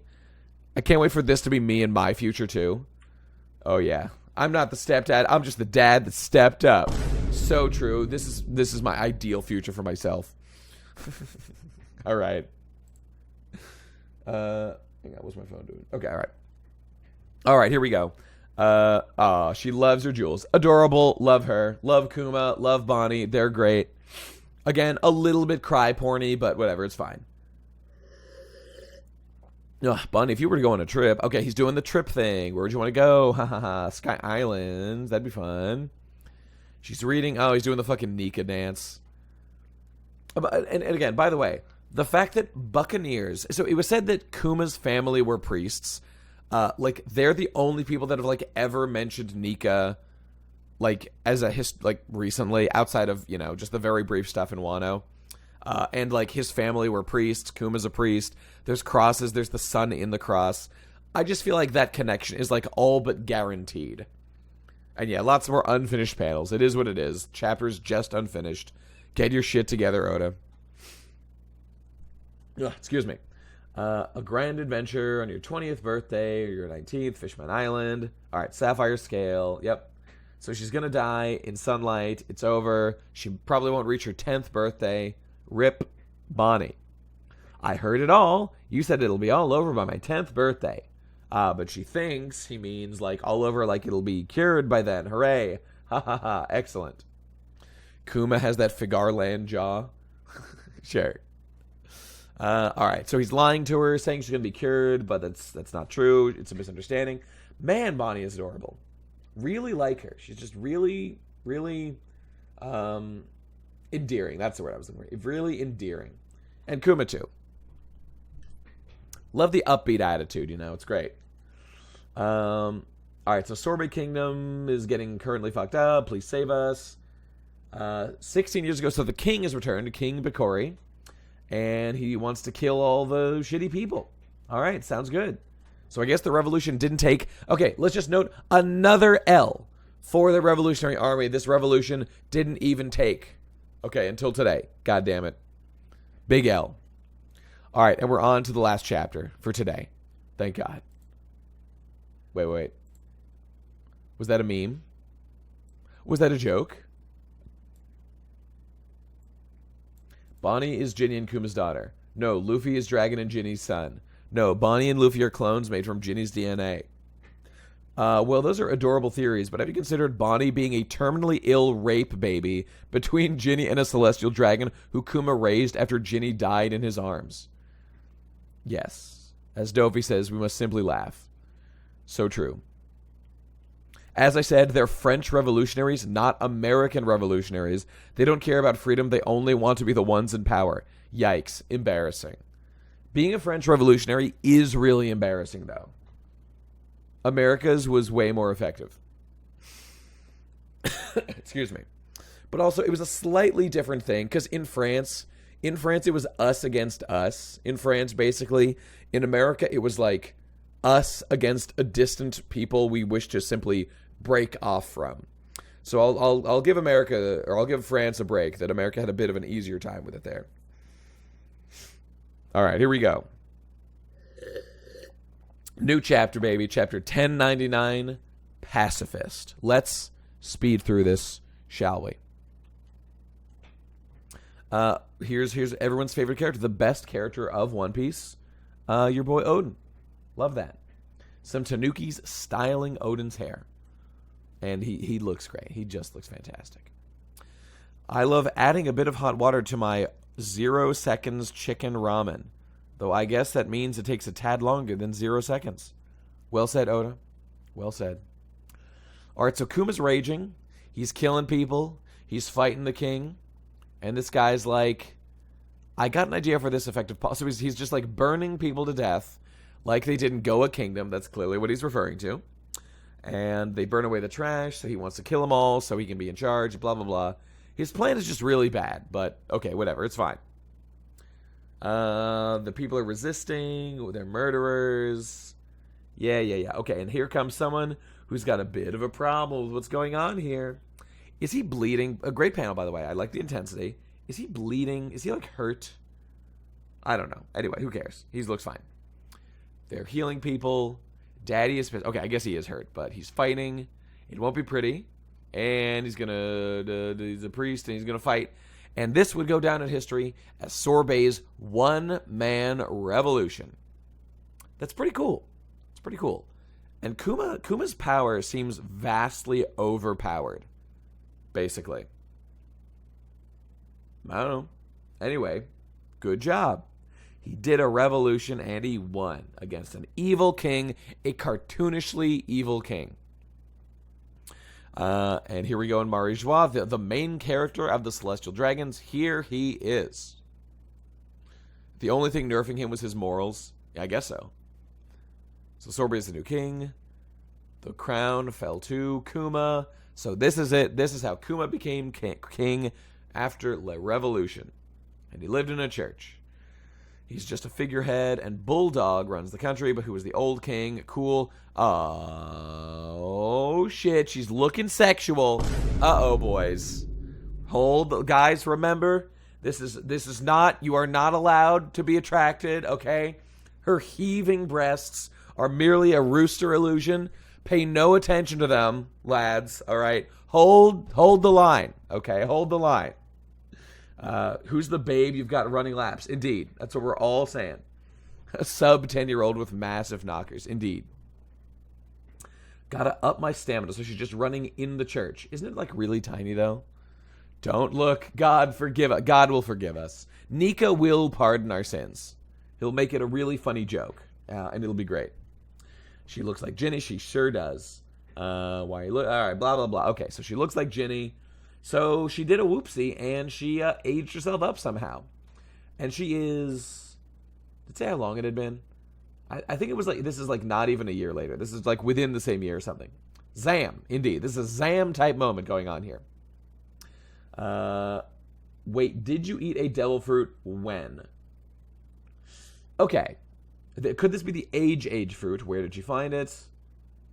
Granny time. Okay, she turned... Okay. So... Let's now quickly discuss the possibilities for this devil fruit. Okay. Possibility 1, the lowest common denominator one, is that she just found it somewhere. And she just ate it somewhere. But let's immediately raise a concern that, like, she's been in this church for a long time. And yeah, she's been in the church a long time and, like, literally can't leave.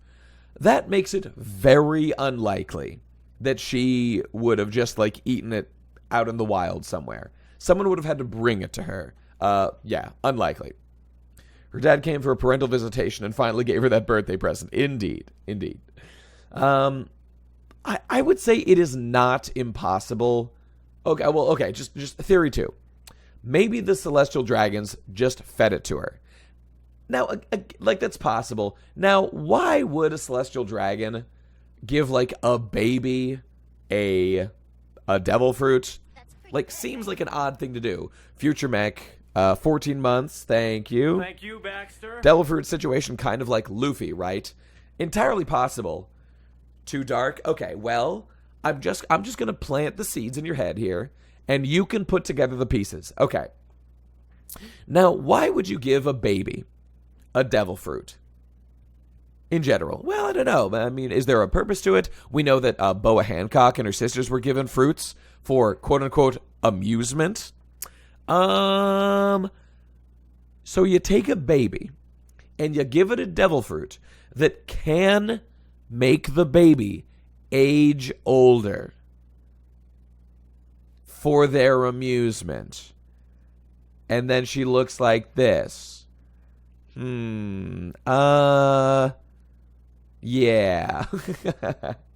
now, yeah, that's all. You can fill in the gaps with the rest of your imagination. What did Kuma mean by this? Now, that being said, that is possible.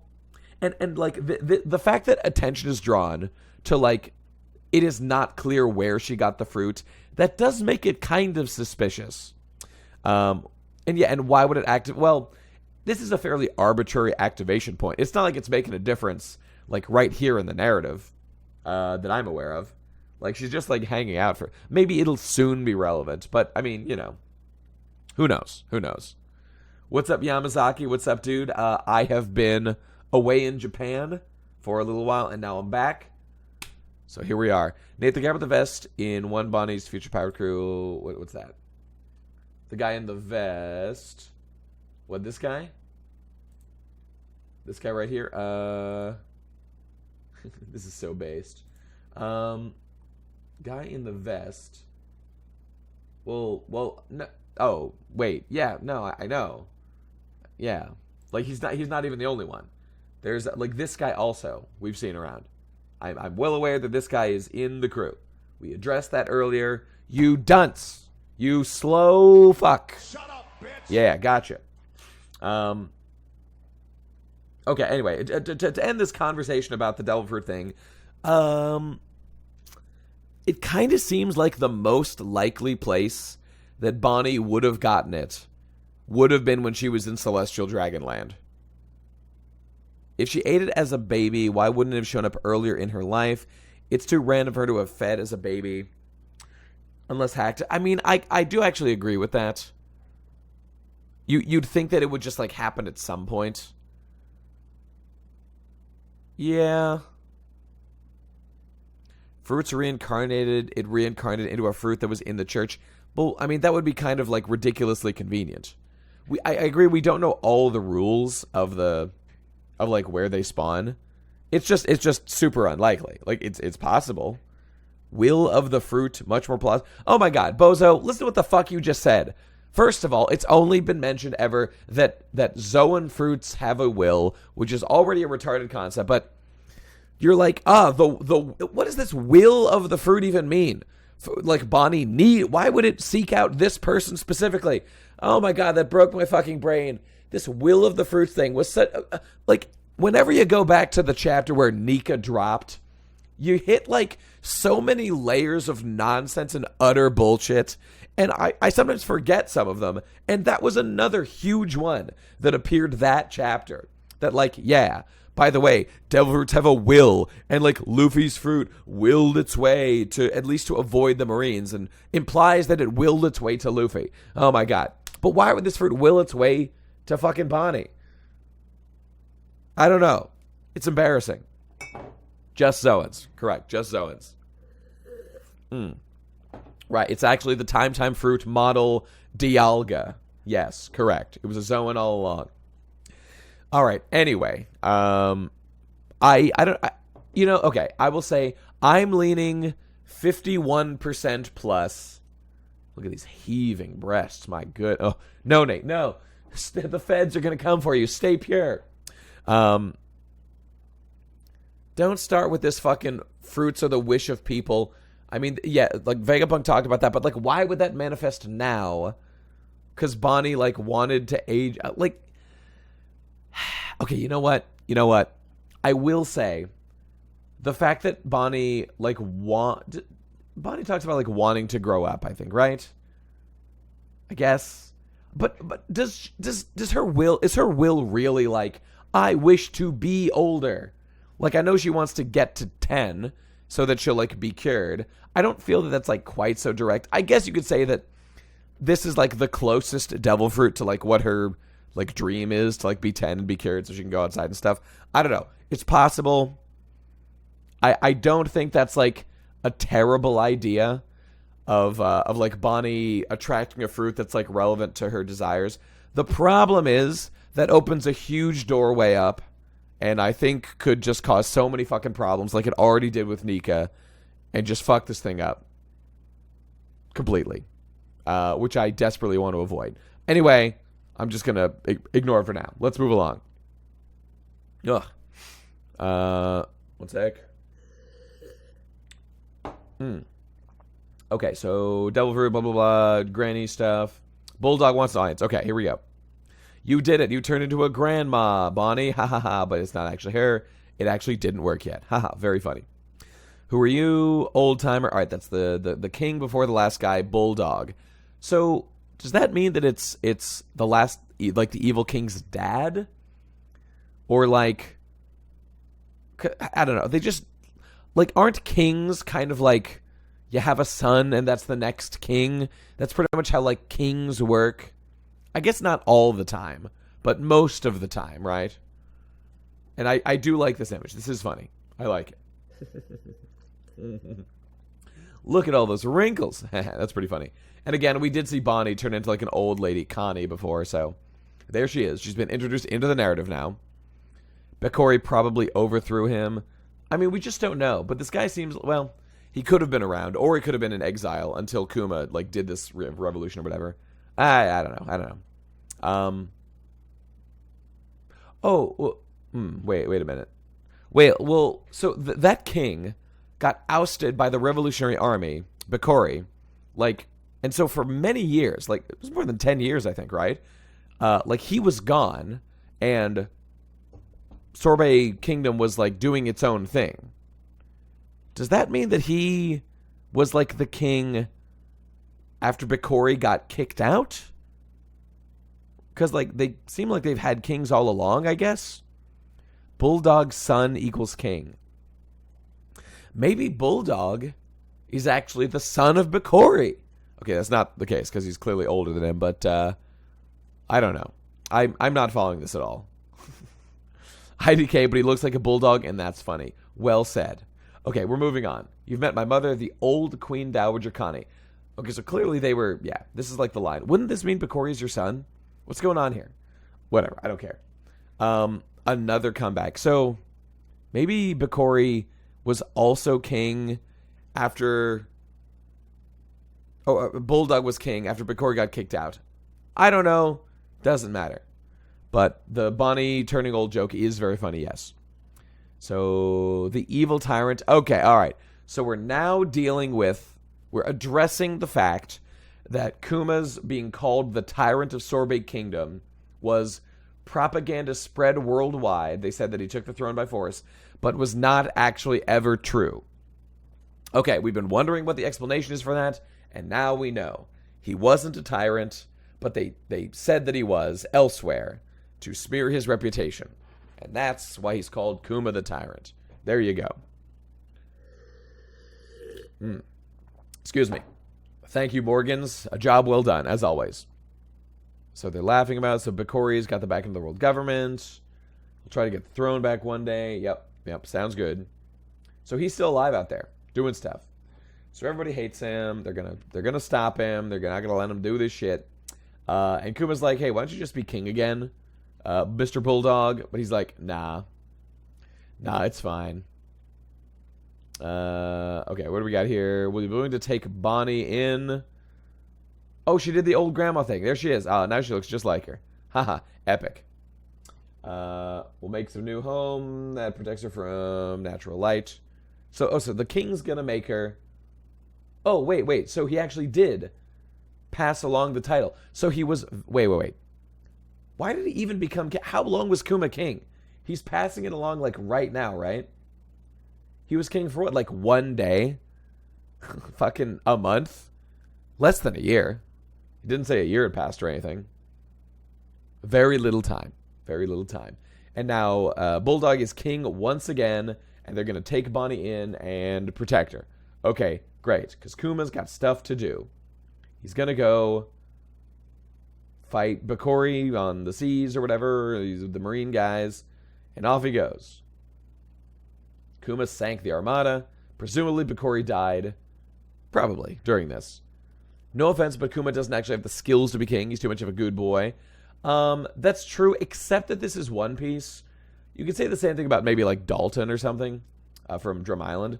But like in One Piece, if you're just a nice guy, it just works out. You'll get like good advisors or something if you need them. I'm sure it'll be fine. If Naruto can become Hokage, Kuma can be king, and like it'll be fine. Excuse me. Kuma's killed more tyrants than dragon. Probably true, which is to say 1, it looks like. So Kuma now became a pirate. And he's very strong, and he got a big old bounty. There you go. And so Bonnie misses her dad. Oh, very cute. He saved us. He's a hero. But he's still her daddy. I'll be cured when she turns 10. Okay, all right. I could be an adult right now if I wanted. Ha ha ha, epic. So, okay, so now Kuma is traveling around, getting trying to cure Bonnie's disease. Pretty cool. And, well, Naruto might be a shit Hokage. Well, you know what? I haven't watched, like, Boruto, so I couldn't speak to it. But he's got Shikamaru as his, like, #1 bitch. How bad could he possibly be? Okay, so this is the island, if you recall, ladies and gentlemen, with these guys. I think they were a medicinal island or whatever. Ruled by birds. These guys fight them. Where Chopper was sent during the time skip. It's that island. He went to this one for some reason, I guess, where Zoro was sent. Don't know why he's going specifically to, like, the islands they went to, but whatever, it's fine. Oh, and also it's showing us that that Kuma had visited these islands before in his journeys, so he would be able to send our characters that we know there. Makes sense. I mean, the theory, like, it's probably not that, like, Kuma can only send people to islands he has visited. It's like a video game ability he unlocks by setting foot on an island. It's probably more like he just needs to know, like, literally where they are. And he's not going to know literally where they are if he, like, hasn't been there. You know? Would be unlikely. Okay, so he's looking for stuff. He's fighting dudes. Abdullah and Jeet. Oh, my God. The greatest bounty hunters of all time. My men. I'm trying to think of a thing. The boys who feast in the Middle East. Abdullah and Jeet. I love them very dearly. Yes. So, okay. He's blasting. He's killing. He went to that island that Vegapunk was born on. I don't know why he went there. Maybe he thought their science could help him. Yeah, I mean, these panels, they're for fan service, but it's fine. They are establishing that Kuma has been to these islands, which is fine with me. I don't care. I don't know what island this is, but that's fine. There's Tequila Wolf, which is one of my favorite names in the whole series. Really cool. Heracles. I guess Heracles has been on that island for quite a while now. Years. But that's fine. If you reach his 10th birthday, she'll die. Oh my God, it's Dragon, yay. And whatever the name of that ship is. The fucking, what's his name? Not Castro. The ship named after Che Guevara's ship. The hockey ship, that's the one. Yeah, why did he go to Mihawk's castle? There's no reason for it. I don't know. But, you know, it's fine. It's fine. Like, of course, in this clip show, I'm sure Kuma went to many, many places, but Oda included places that, like, we know that he blasts people to later, which is fine. Perona's mother was a Revolutionary Army member. You know, Bello Betty does kind of look like Perona now that I think about it, but probably not. Anyway, don't care about these characters. Bello Betty sucks. I hate her. Art not looking too good. Eva and Inazuma caught and sent to prison. Again, Dragon doesn't give a shit. When's he gonna get him out? Kuma probably is a virgin. I would almost guarantee that Kuma is a virgin because he didn't fuck Ginny, because he had deep fucking personal problems about it, and he's probably just like all fucked up about the possibility. And you could have a girl be like, I could like suck your dick, and like that won't get me pregnant, but he's probably just like too weird about it. That's my guess. He's not a Sigma, he's a proud Omega.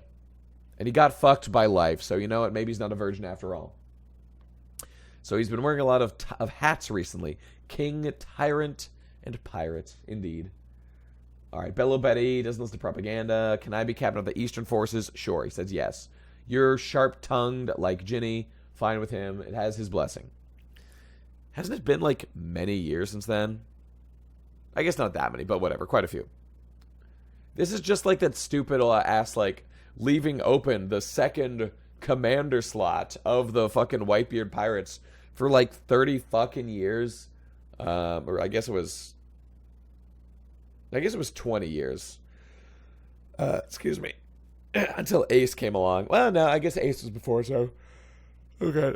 Sorry, I'm yawning. It's getting late. It was like fucking like 15, 17 years, whatever it was. Who cares? Sabo and Koala wanted to see what you... Oh my god, Sabo mentioned Instant Goda. Love it so much. We're getting so strong.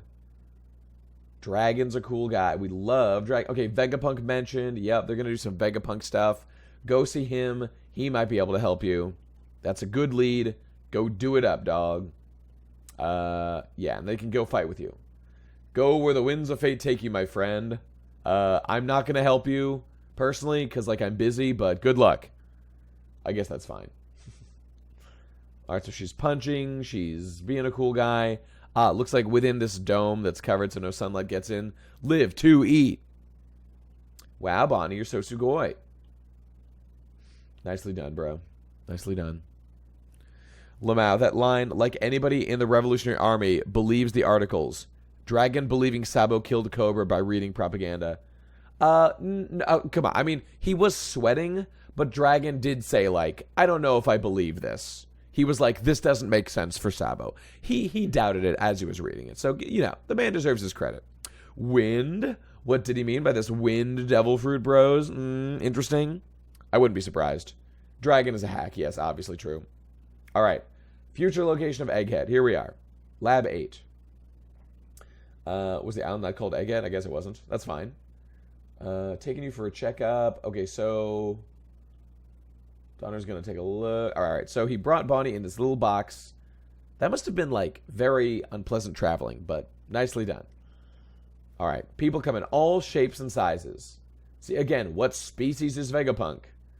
Just a weird human. That's totally fine. All right, he's got a big head. And there's... All right, so here's the meeting between Kuma and Vegapunk. It's happening. Barrel Bonnie is adorable, I suppose. Bonnie in general is adorable, and this is a silly barrel. It's cute. A little... All right, whatever. They're talking. She's got a personality. It's fine. I can cure her, says Vegapunk. All right. And there's Sentomaru, the greatest jobber of them all. All right, a stem cell transplant. It'll be like making a cyborg. No, just cost-wise. Okay. So now here's Kuma. We're at, like, Vegapunk. Fucking, Vegapunk, Kuma things are happening now. So he's a buccaneer, and now he knows. And he works for the guy. All right, whatever. Okay, all this stuff. Buccaneer conversation. His blood is useful for that. And so Vegapunk wants to clone him. So Vegapunk chose him specifically because he's got Buccaneer blood, which I guess makes them stronger and powerful and whatever. Fine. Again, didn't need that clarified. I guess it's fine. Nate, you forgot the effects of the Nomi Nomi Nomi. His head was relatively normal before eating it. His head grows with knowledge. I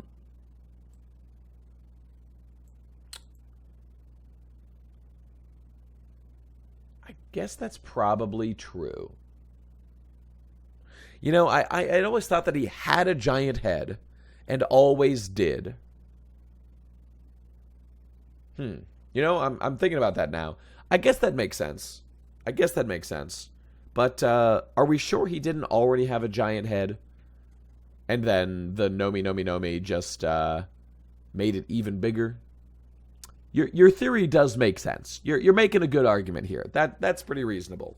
But I would like confirmation from somewhere. Maybe Oda could address what Vegapunk looked like before he ate the fruit.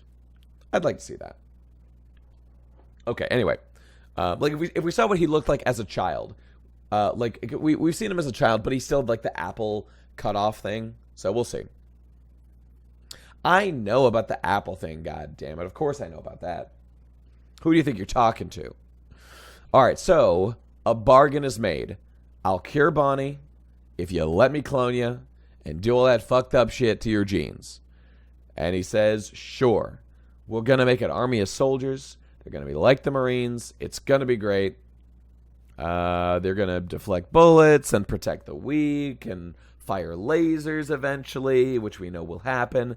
And evildoers will bow and say, sumimasen, gomen nasai.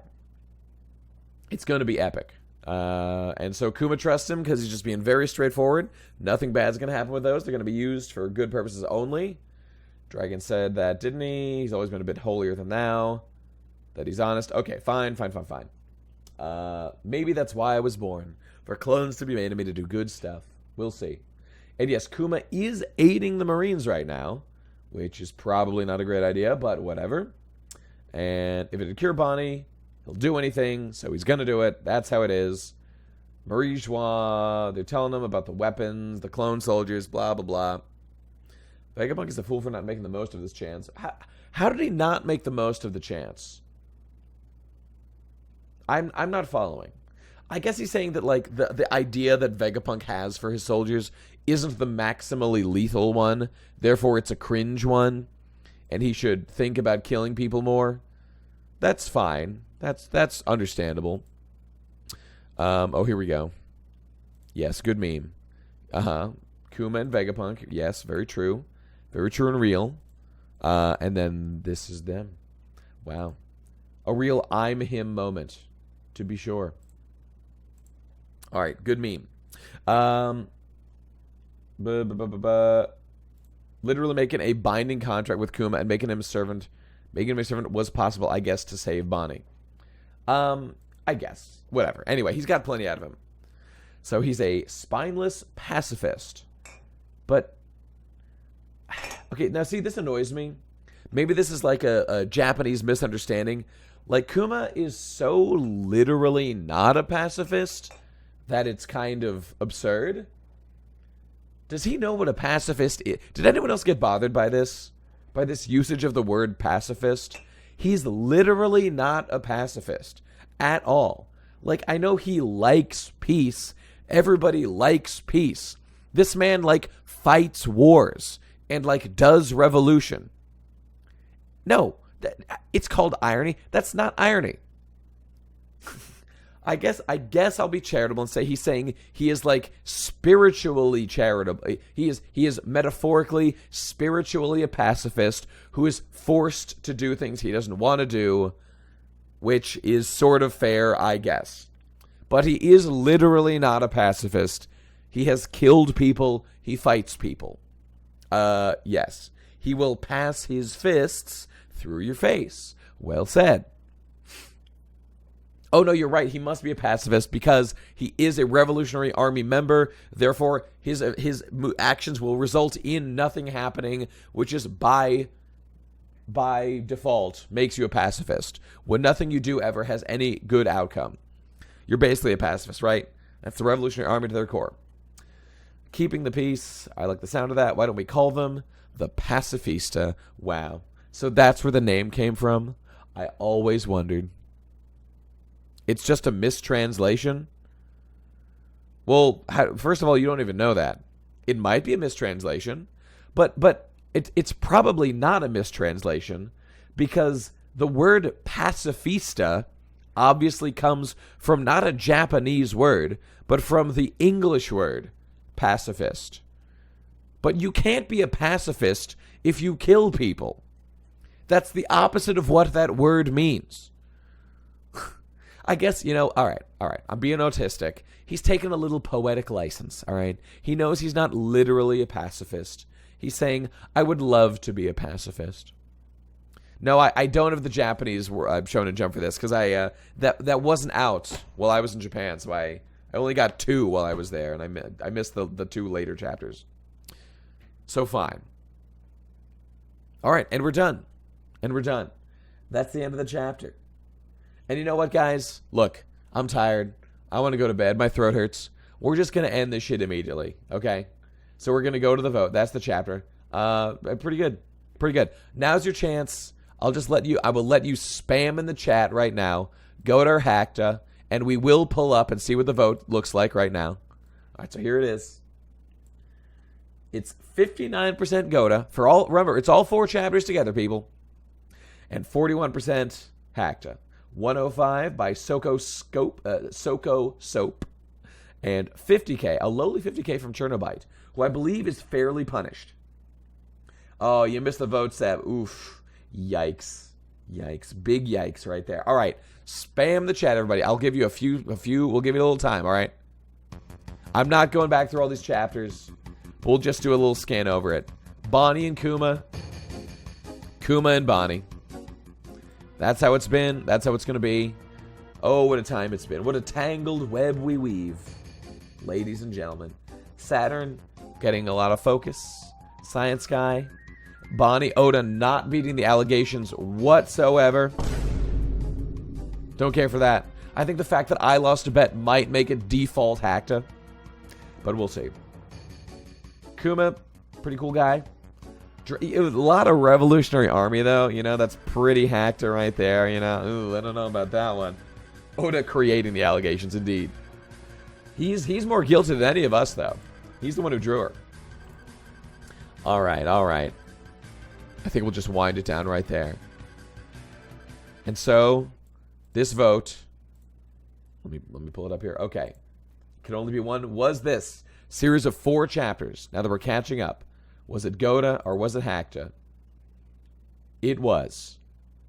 And it always was meant to be.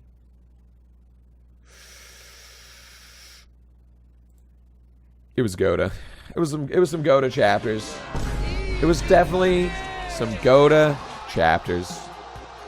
You know, they were good. There was some good stuff in there. I like a lot of the Bonnie and the Kuma stuff. My complaints are minimal. Now I could have gone Hakta for just that scuffed chapter. And that would have been totally fair.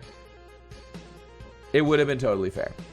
However, I do feel just charitable because in terms of the writing content, there was just a lot to like. Not Dragon. Dragon is not a lot to like. But Bonnie and Kuma carried this thing. Ginny was a good character. The tragedy was rather absurd, but still good. And by the way, let's see who won. Congratulations, Soko Soap, on your 100,000 Buckaroo bits. And Chernobite, rest in peace. I think Chernobite's the one who was doing really well, but has lost 3 big bets in a row.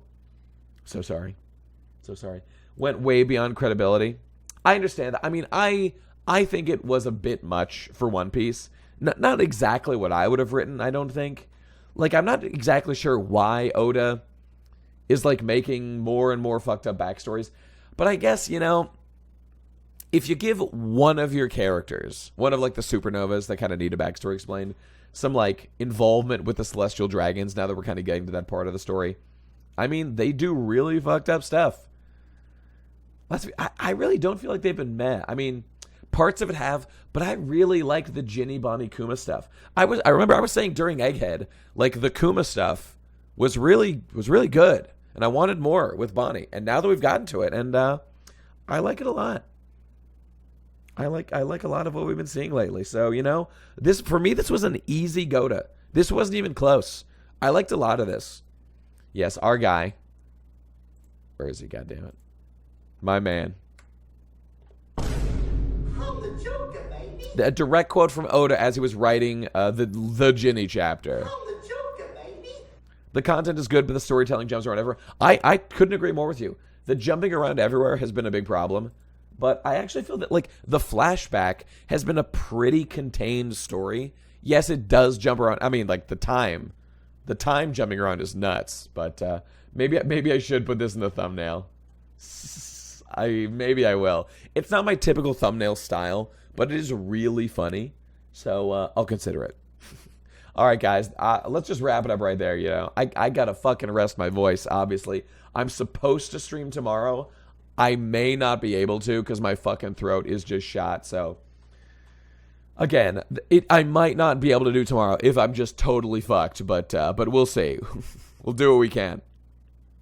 Don't credit the creator of that meme. Fuck him. I mean, I don't know who created the meme.